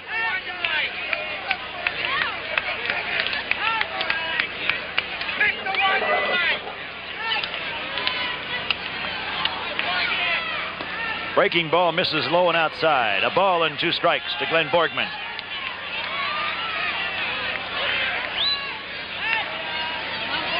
Borgie with a chance here to hit double figures in the RBI department for the first time this year. He has 9. Could add to it here with a fly ball or a base hit.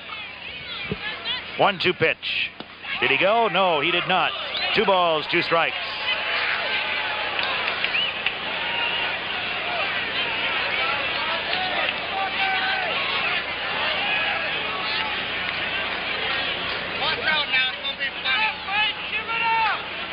Parrott, 23 years old, 6'4", 205 pounds. He's ready. Outside again, and Borgman, who had fallen behind, no balls, 2 strikes, has now worked the string all the way out. 3 balls, 2 strikes. Another pitch out of the strike zone would force in a run. 3-2 delivery. Down low, ball 4. 10th RBI of the year for Borgman. And the margin goes to 4-2 as Parrott walks in a run. That run charged to Honeycutt. Second walk to a Twins batsman tonight. The first by Parrott. Smalley scores. Norwood to third. Wolf to second, and Borgman on at first. Mike Cubbage will come out of the Twins dugout now to bat for Bob Randall. So Bobby leaves the game 0 for 2. Cubby will probably stay in the game and play second base. He has played at second before this year. Mike's average at .302. He has 5 homers and 53 RBIs.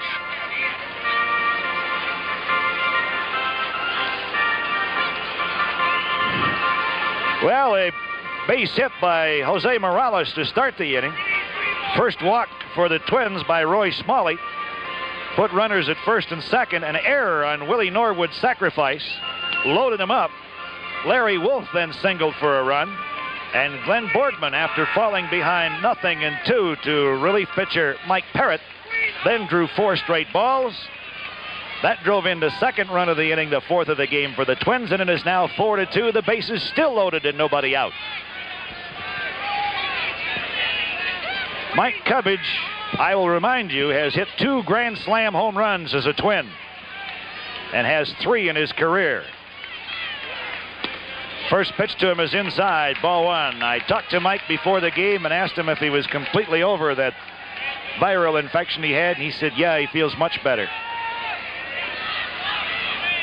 Raleigh now throwing in the Seattle bullpen.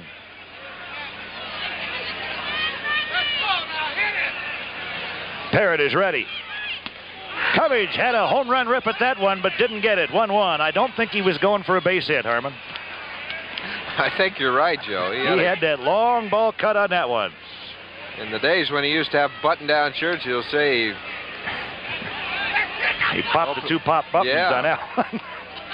We need 3 more runs. Bombo Rivera is on deck, but is doubtful that he will bat with the right-hander on. Drive to right field, deep. Going, it is gone. A grand slam home run for Mike Cubbage. The third of Cubbage's Minnesota Twins career.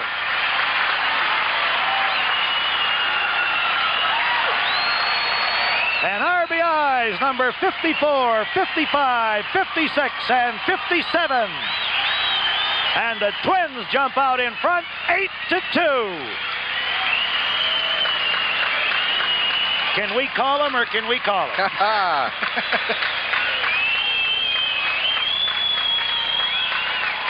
Well, this one wasn't a cheap shot either.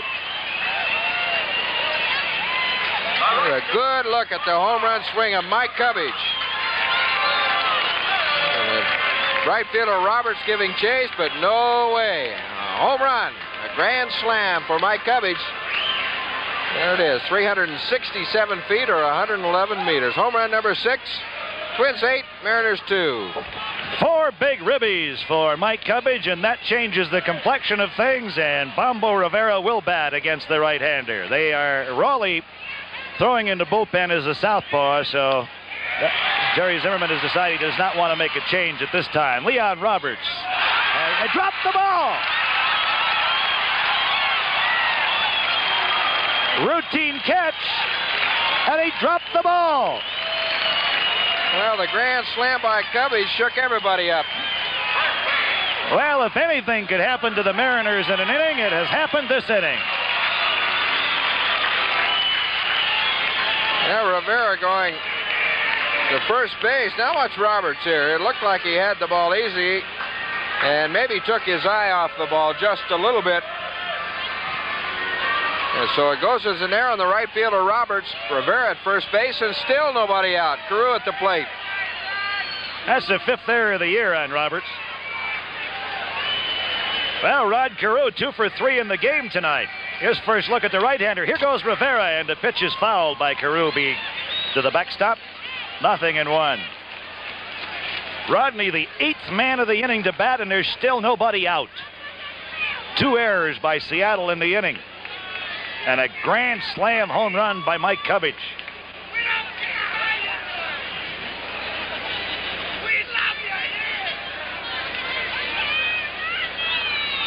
you. 0-1 pitch to Carew. The bunt.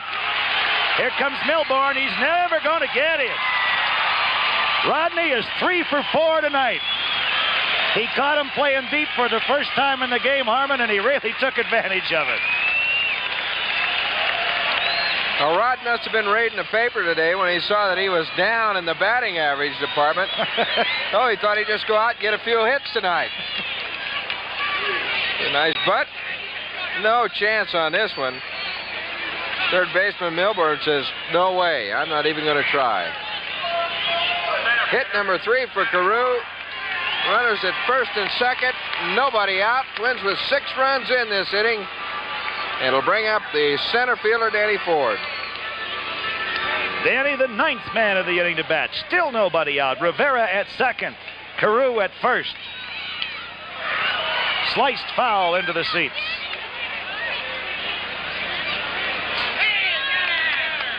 Harmon, it had to happen. The way the Twins have been going, they've been long overdue for an inning like this. They have been just frustrated for the last 2 weeks. And they finally have broken out of it here tonight. What do you think, Gene? Jimmy can really manage, huh? Yeah, keep that foot up, Gene. Stay right there. He may want to get back in a hurry now. Look at him. In the dugout. Ford goes after a pitch that may have been a little bit outside. Let's see. Jimmy's 3-3 as a manager going into this game tonight.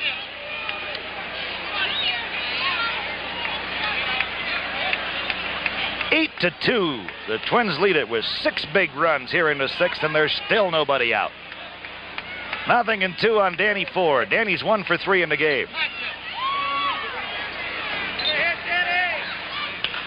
Down to first baseline. Meyer comes up with it. Throw to second in time. There'll be no throw to first. Wow. Carew cut down. Going to second base. Boy, that ball hit like a rocket off the end of Danny Ford's bat. Well, I'll tell you one thing, too, Joe. Rod Carew really got down to second base fast because, as you said, this ball was hit like a shot down the first baseman. Danny Meyer, he turned around quickly through to second. Now watch Carew. He's right on top of the bag. Well, Rivera moves over to third on the play. Ford is on at first.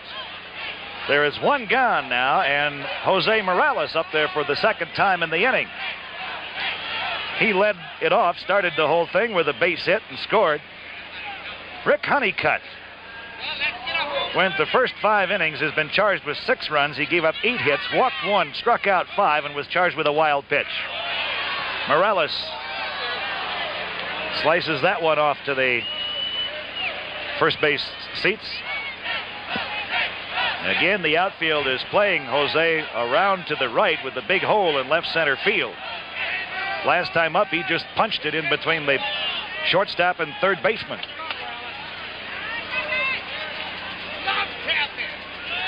Ford bluffed going, and the pitch is upstairs and inside. A ball and a strike.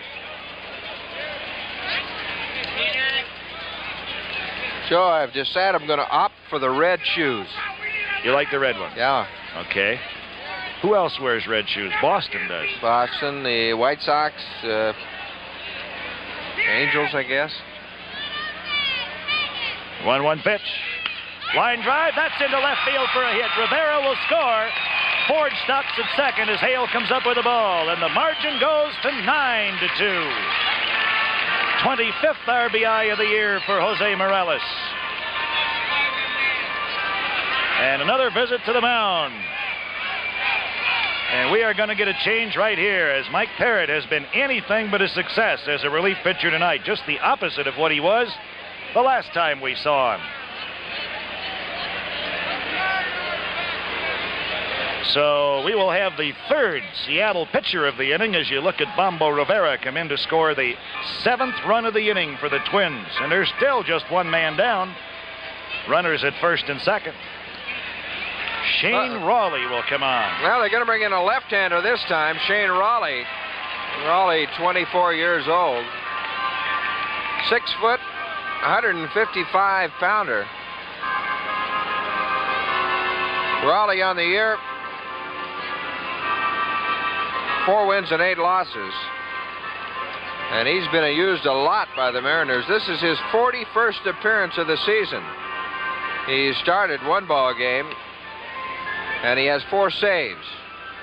Raleigh's pitched a total of 85 in the 3rd innings. He's given up 91 hits, 47 runs, 41 earned runs. He's walked 41 and struck out 52. He has an ERA of 4.32. Shane Raleigh on the mound in relief here in the 6th inning for the Seattle Mariners. And the Twins with just 1 out and runners at first and second. Number 41, Shane Raleigh. Harmon, talking about pitchers, I talked to Dave Goltz before the game tonight. Dave said his back was a little bit better again today. He said the problem is it's in the lower part of his back. And Rod Carew and I were kidding him. Rod said, touch your toes. He said he has no trouble with that. He said he can get down there. It's getting back up that he has the problem. Well, it looks like he's going to miss his next turn. And well, hopefully he'll get back into the rotation very quickly. Dave has had one of those years, in and out, off and on.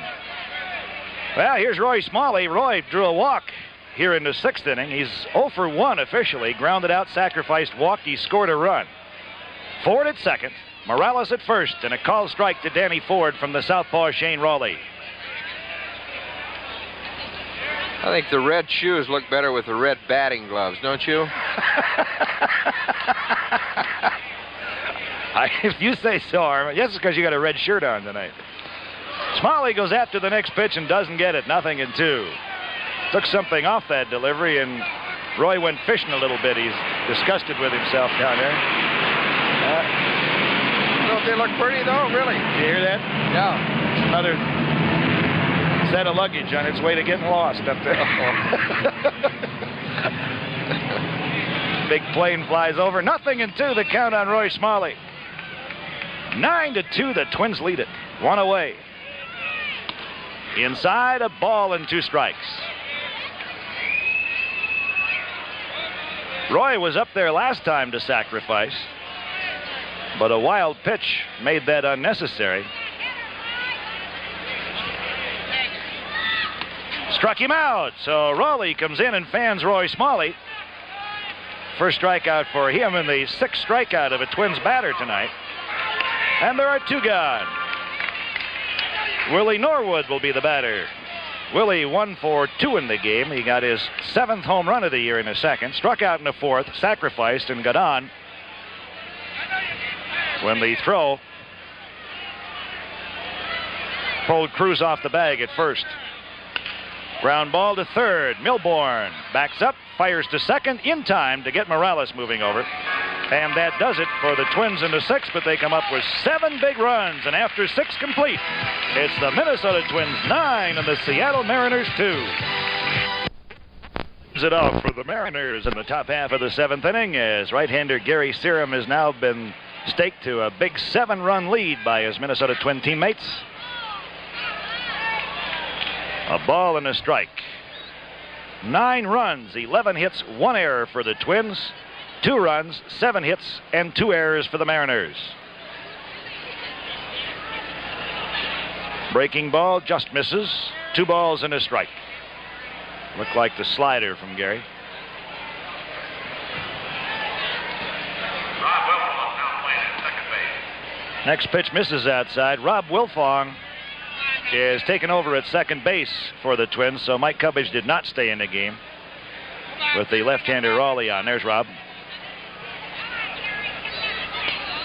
And again, Gary Serum misses. Ball 4. So Gary, who in the 6th inning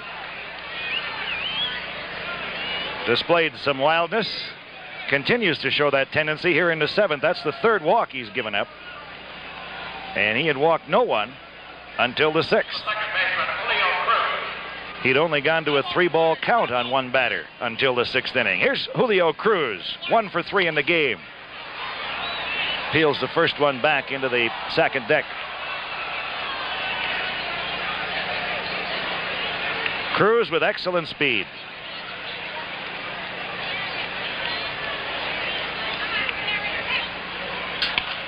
Right back to Serum.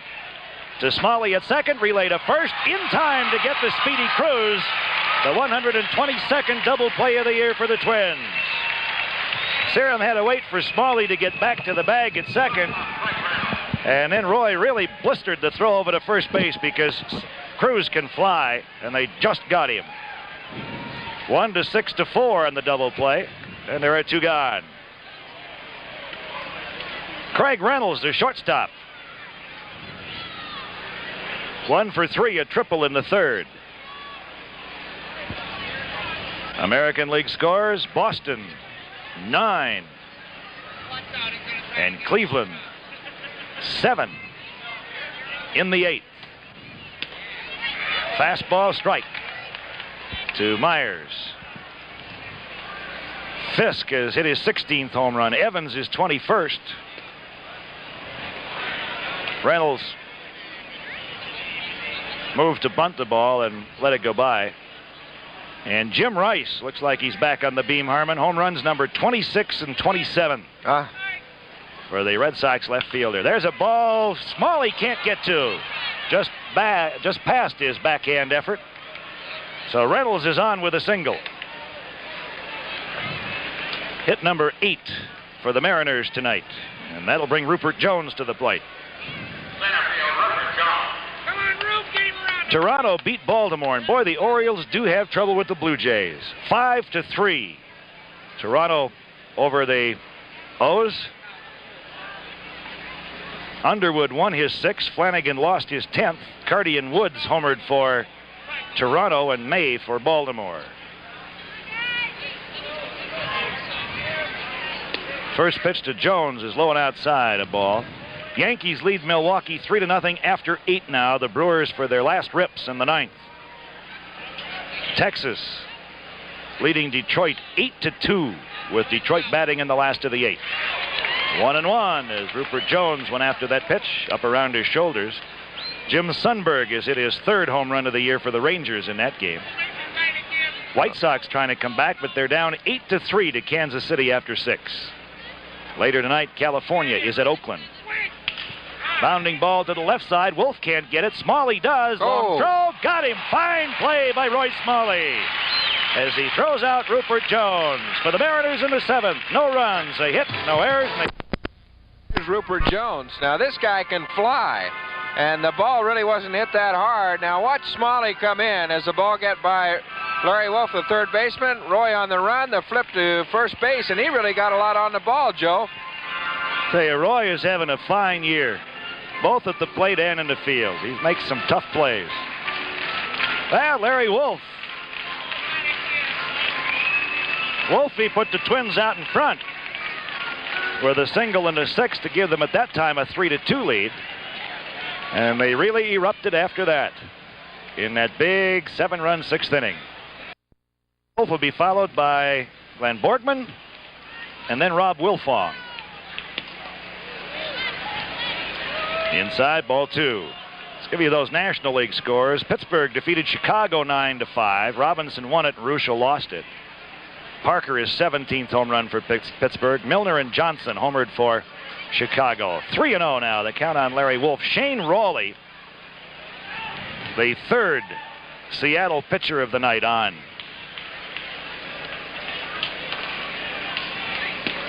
Down low, ball 4, and on 4 straight pitches, Larry Wolf gets the first walk given up by Rawley.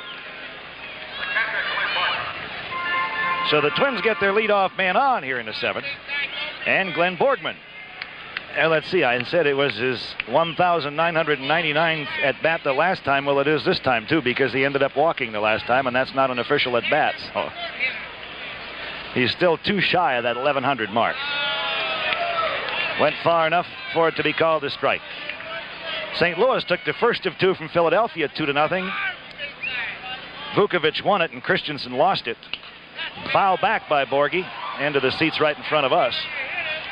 0-2 on Glenn Borgman. Glenn got behind the relief pitcher Mike Parrott, 0-2, and then worked him for a walk to drive in a run and push the Twins' margin to 4-2 in the 6th inning. So he's 0 for 2 in the game. Couple of strikeouts. Pulled foul to the 3rd base side. Count holds, no balls, 2 strikes. Second game of that doubleheader. After 4.5, St. Louis leads the Phillies 5-1. So the last place Cardinals giving the first place Phillies a lot of trouble tonight. This one hit fairly deep to center field, but Jones has plenty of room and he makes the catch. Borgie got underneath it. So there's 1 gone. Larry Wolf returns to the bag at first. And Rob Wilfong will be the hitter. Robbie up for the first time tonight. .288 average. He has 1 homer and 8 RBIs on the year.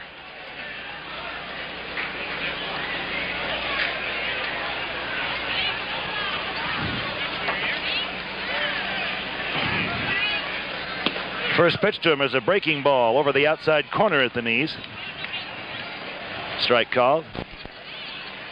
Outfield playing Wilfong to swing a little bit late. Jones a couple of steps over on the 3rd base side of second and center. Fastball on the outside corner, and that's called a strike. 0-2. Atlanta held on to beat Cincinnati tonight 6-5 despite home runs by Griffey and Bench. 17th of the year for Bench. Fouled at the plate by Wilfong. Count holds 0-2. Necro won it. He had a no-hitter through 6. Hume was the loser. 32,730 in Cincinnati tonight. Foul back. Montreal beat the New York Mets 6-1. Schatzeder won his 5th. Hausman was the loser. Again fouled back by Wilfong as Rob hangs tough. San Diego is at L.A. Gaylord Perry will be going for his 13th win tonight against Don Sutton, who's looking for victory number 12. Dodgers have won 3 in a row now after losing 6 in a row, and the Padres have dropped 3 in a row after winning 10 in a row. Just low on the outside corner. 1 ball, 2 strikes. And the Giants can pick up a game if they can beat Houston tonight. They would move a game and a half back in front of Cincinnati. Dixon against Montefusco out on the West Coast. 1-2 pitch. Again fouled away by Wilfong.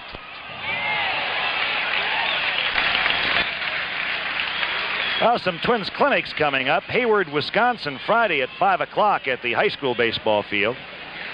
And then in Ashland, Wisconsin on Saturday at the Hodgkins Park at 9 a.m.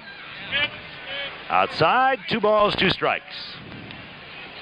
So Hayward on Friday, 5 p.m. and Ashland on Saturday at 9 a.m.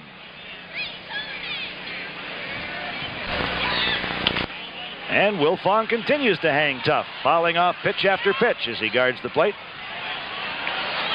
Big rush after that one as it's in the alley. Hit that asphalt down there and really bounced up in the air. Nobody could get it.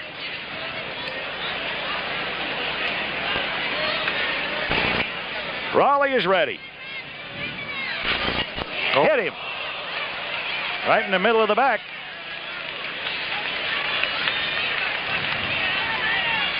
So Wilfong is on at first, and Larry Wolf moves over to second with 1 man down. Here's that pitch again. Breaking ball that didn't. Well, Rob didn't try to get out of the way too much. Just stayed there and took the ball in the middle of the back. So 2 men on, 1 man down, and Bombo Rivera the batter. Bombo 1 for 4 in the game. Has scored a couple of runs.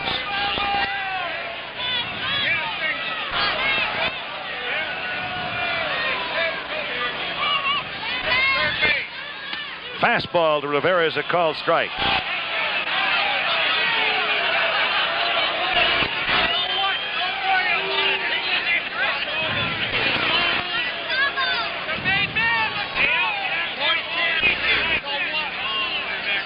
Oh, 1 pitch.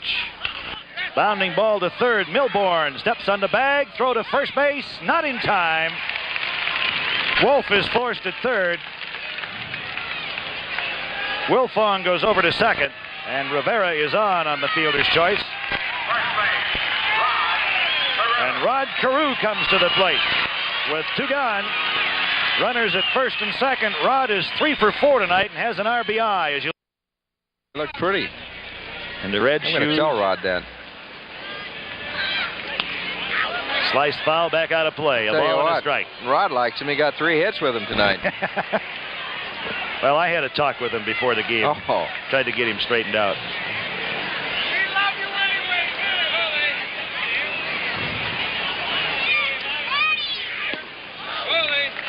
2 balls and a strike now on Rod Carew.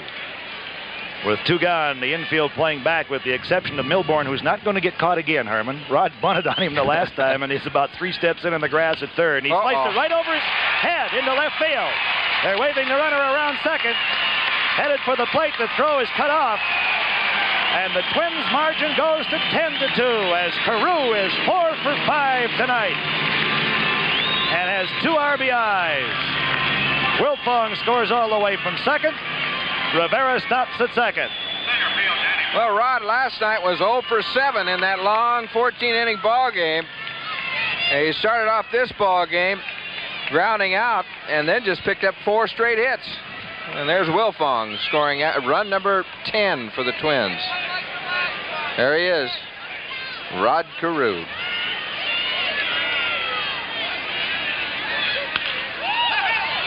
Just fouled down the third baseline by Danny Ford.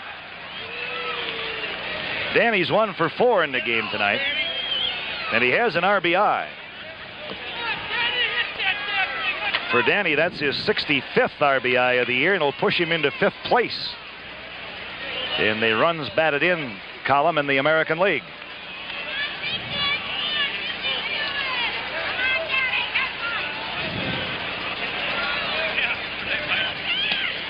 Up high.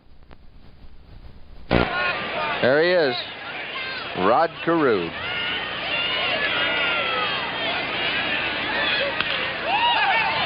Just fouled down the third baseline by Danny Ford. Danny's 1 for 4 in the game tonight, and he has an RBI. For Danny, that's his 65th RBI of the year, and it'll push him into 5th place in the runs batted in column in the American League.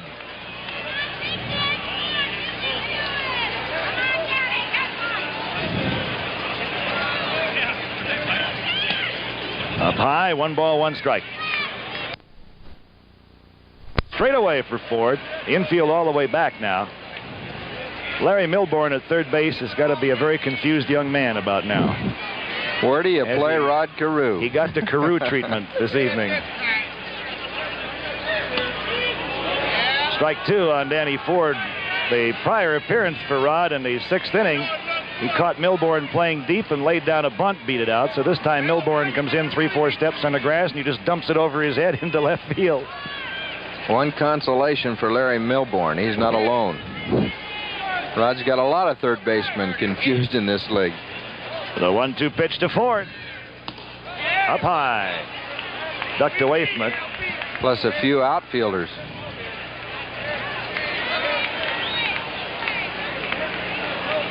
Tom Bergmeyer was telling about the Boston Red Sox pitchers meetings before the game, and he said when they get to Rod Carew, he said they don't even bother to waste time discussing him because they know he's going to get his hits anyway. They just pass him on by.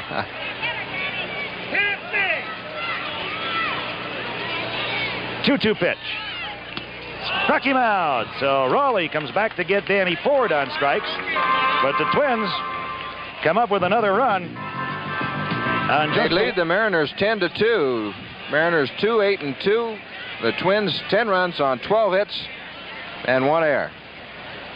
Leon Roberts. Excuse me, Joe. Okay, Leon Roberts leads it off for the Mariners here in the top half of the 8th inning as they're on the short end of a 10-2 count now. Roberts, 1 hit and 2 official at-bats tonight. He scored a couple of runs. Single scored in the 2nd. A fly ball out to right in the 3rd, and he walked and came around to score in the 6th.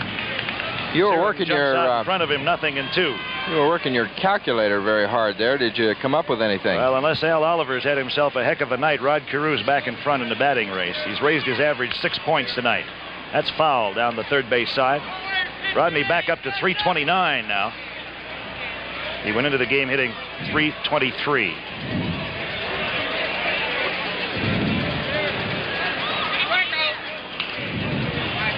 And excuse me, foul into the seats. Roberts will be followed by Bruce Bhakti and Danny Meyer. Twins 10 runs, 12 hits, 1 error. Mariners 2 runs, 8 hits, 2 errors. Struck him out. 3rd strikeout of the game for Gary Serum.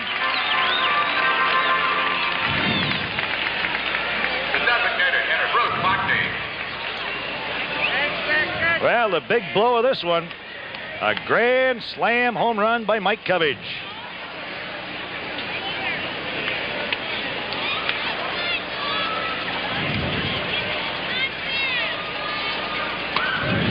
First pitch to Bhakti goes outside. 1 ball. No strikes. Bhakti 1 for 2. Single. Fly ball out to left. And he walked. Shortened up to bunt. Let it go by, and it's 2-0. Cubbage hit his first grand slam home run as a Twin on July 7th, 1976 against Milwaukee. We televised that one. Up high, ball 3. He hit his second Grand Slam home run as a Twin on August 5th, 1977 against Cleveland. And we televised that one. And he hit his third here tonight. 3-1 now on Bhakti. And we televised that one, right.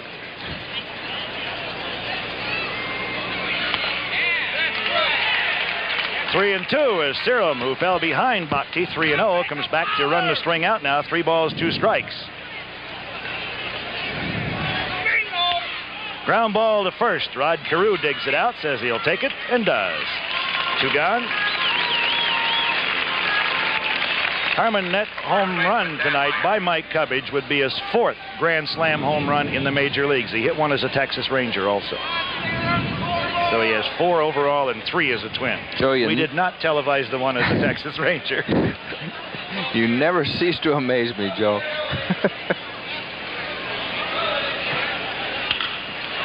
Drilled into right center field by the next man, Danny Meyer, and that'll go as a base hit. As Danny Ford comes up with it, Meyer pulls up and heads back to the bag at first. So with 2 down here in the 8th, the Mariners get a runner aboard.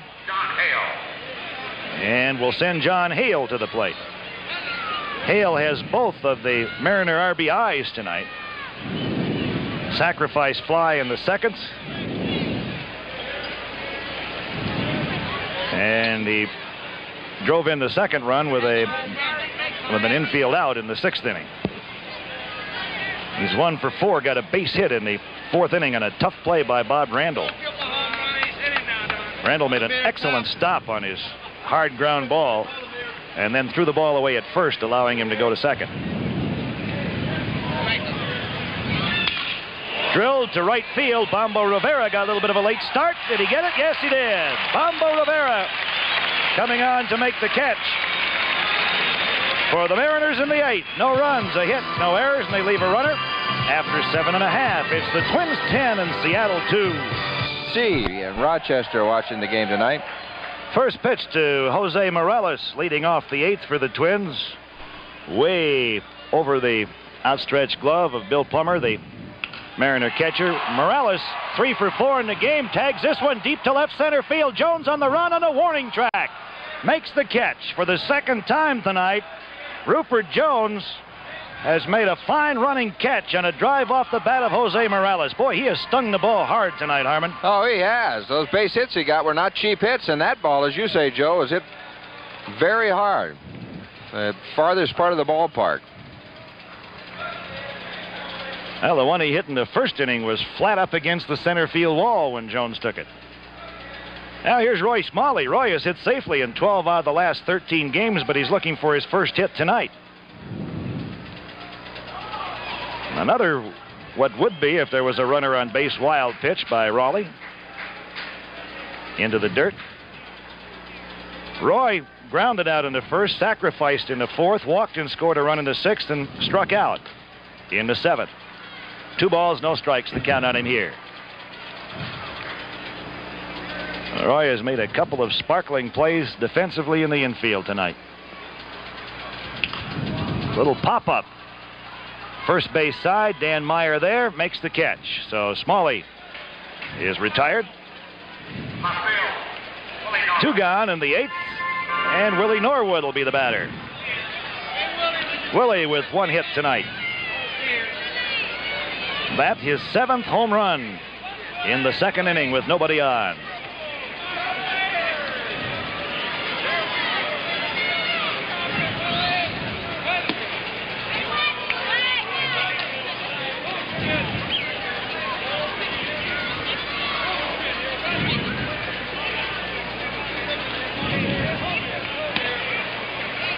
Second pitch misses. 2 balls, no strikes. Outfield shaded to left for Norwood. Well, the Yankees beat Milwaukee tonight 3-0. Up the middle. On into center field. And Norwood has his 2nd hit of the evening.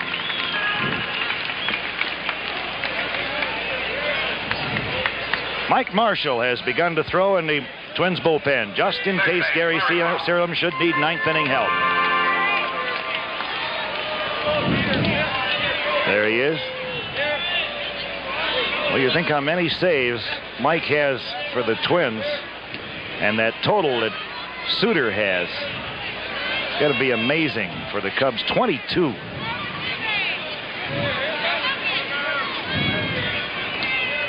Two gone. Norwood at first, and the pitch fouled into the seats by Larry Wolf. Larry singled and drove in a run in the 6th. He's 1 for 3 tonight. 13 hits for the Twins now to go with their 10 runs. There's a souvenir.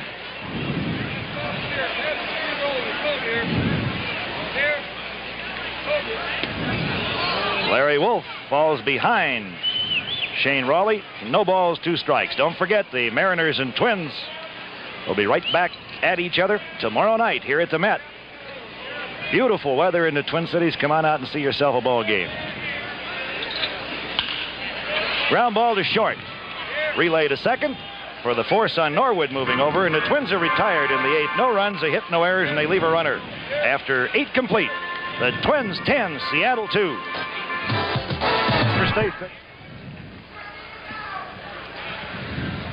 For the Mariners, here in the top half of the 9th inning, Larry Milbourne will lead it off. He'll be followed by Bill Plummer and Julio Cruz. First pitch to Milbourne. He laces into left center field on the Twins' new pitcher, Mike Marshall. Norwood can't come up with it. Ford does. And Milbourne is in at second with a stand-up double to lead off the 9th. So Mike Marshall, who comes on in relief of Gary Serum, is greeted by a line shot into left center field, and the Mariners have a runner on with nobody out to start out the 9th inning. Gary Serum went the first 8, gave up 2 runs. On 9 hits, he walked 3, struck out 3. And right now, Gary stands to be the winner of his 5th game. So, on another occasion this year, Gary Serum, taking the regular rotation of Dave Goltz, has come through with a fine effort when the Twins needed it most. 5-11, Marshall's record on the year. 2.97 ERA. Here's Bill Plummer, the catcher. He's 0 for 2. Fastball in there, but down low. I want to thank our crew tonight. Our cameras have been handled by Cliff Benson, Tom Miller, A. Michael Young, and Steve Reedy.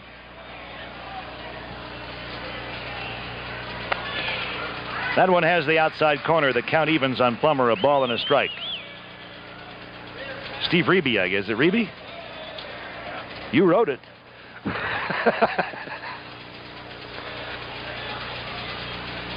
Our audio's been handled by Charlie Price. Ground ball to third. Wolf has it, checks the runner, and throws Plummer out. Midwest Federal and WTCN-TV have purchased the broadcast rights of Minnesota Twins baseball games for the pleasure and convenience of the viewing audience. No broadcast, rebroadcast, or reproduction of this copyrighted telecast is permitted without the written authority of the Minnesota Twins, WTCN-TV, or Midwest Federal.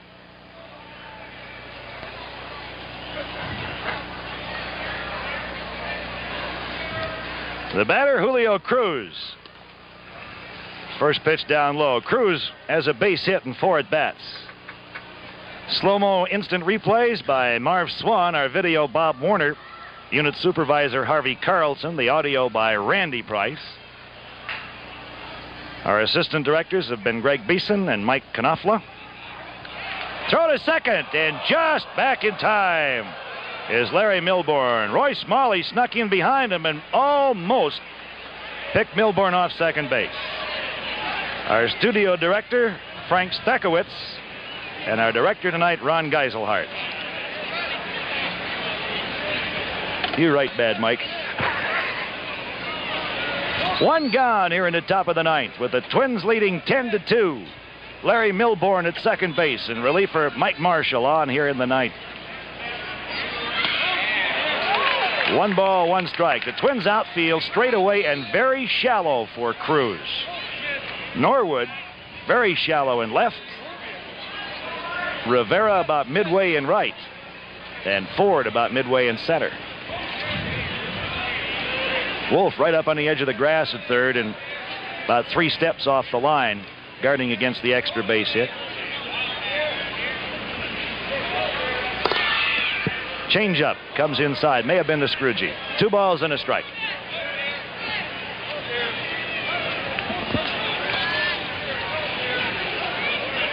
Well, a big night for Rod Carew. 4 for 5 in the game. Jose Morales 3 for 5 in the game.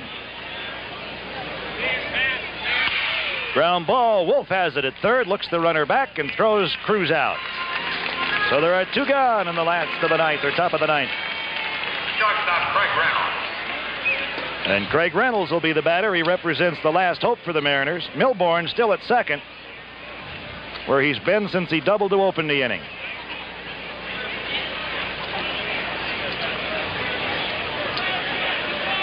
And of course, the biggest blow of all for the Twins tonight, Mike Cubbage's 3rd career Grand Slam home run as a Twin and his 4th as a Major League ball player.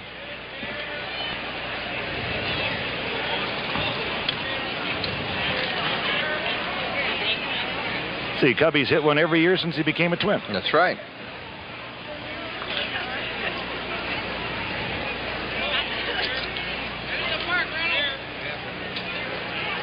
Craig Reynolds, the shortstop. 2 for 4 in the game. First pitch is upstairs and a little outside. There's Mike Marshall.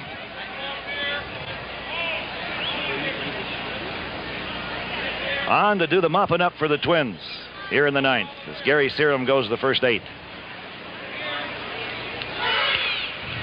Reynolds pokes it into left field. Milbourne will be held up at third as Willie Norwood was playing shallow, and he guns the throw down the line to the plate, cut off by Marshall. So Reynolds is on at first with his 3rd hit of the night for the Mariners, but they do not score as they did not elect to take the chance of sending Milbourne home. There you got a good look at the screwball thrown by Mike Marshall, and Reynolds handled it very well. He slapped it right in the hole between short and third. Base hit for Reynolds. We have runners at first and third, 2 out here in the 9th inning. Here's Rupert Jones. He's 1 for 4, a double in the 3rd, with runners at first and third now here in the top of the 9th. Fastball inside, ball 1. Did he go? No, he didn't. The plate umpire, Rich Garcia, checks with third base umpire Marty Springstead. So the Mariners making it tough on the Twins here in the top of the 9th, refusing to roll over and play dead, despite the fact they're down by 8. Marshall slips that one in over the outside corner, but down too low. 2 balls, no strikes.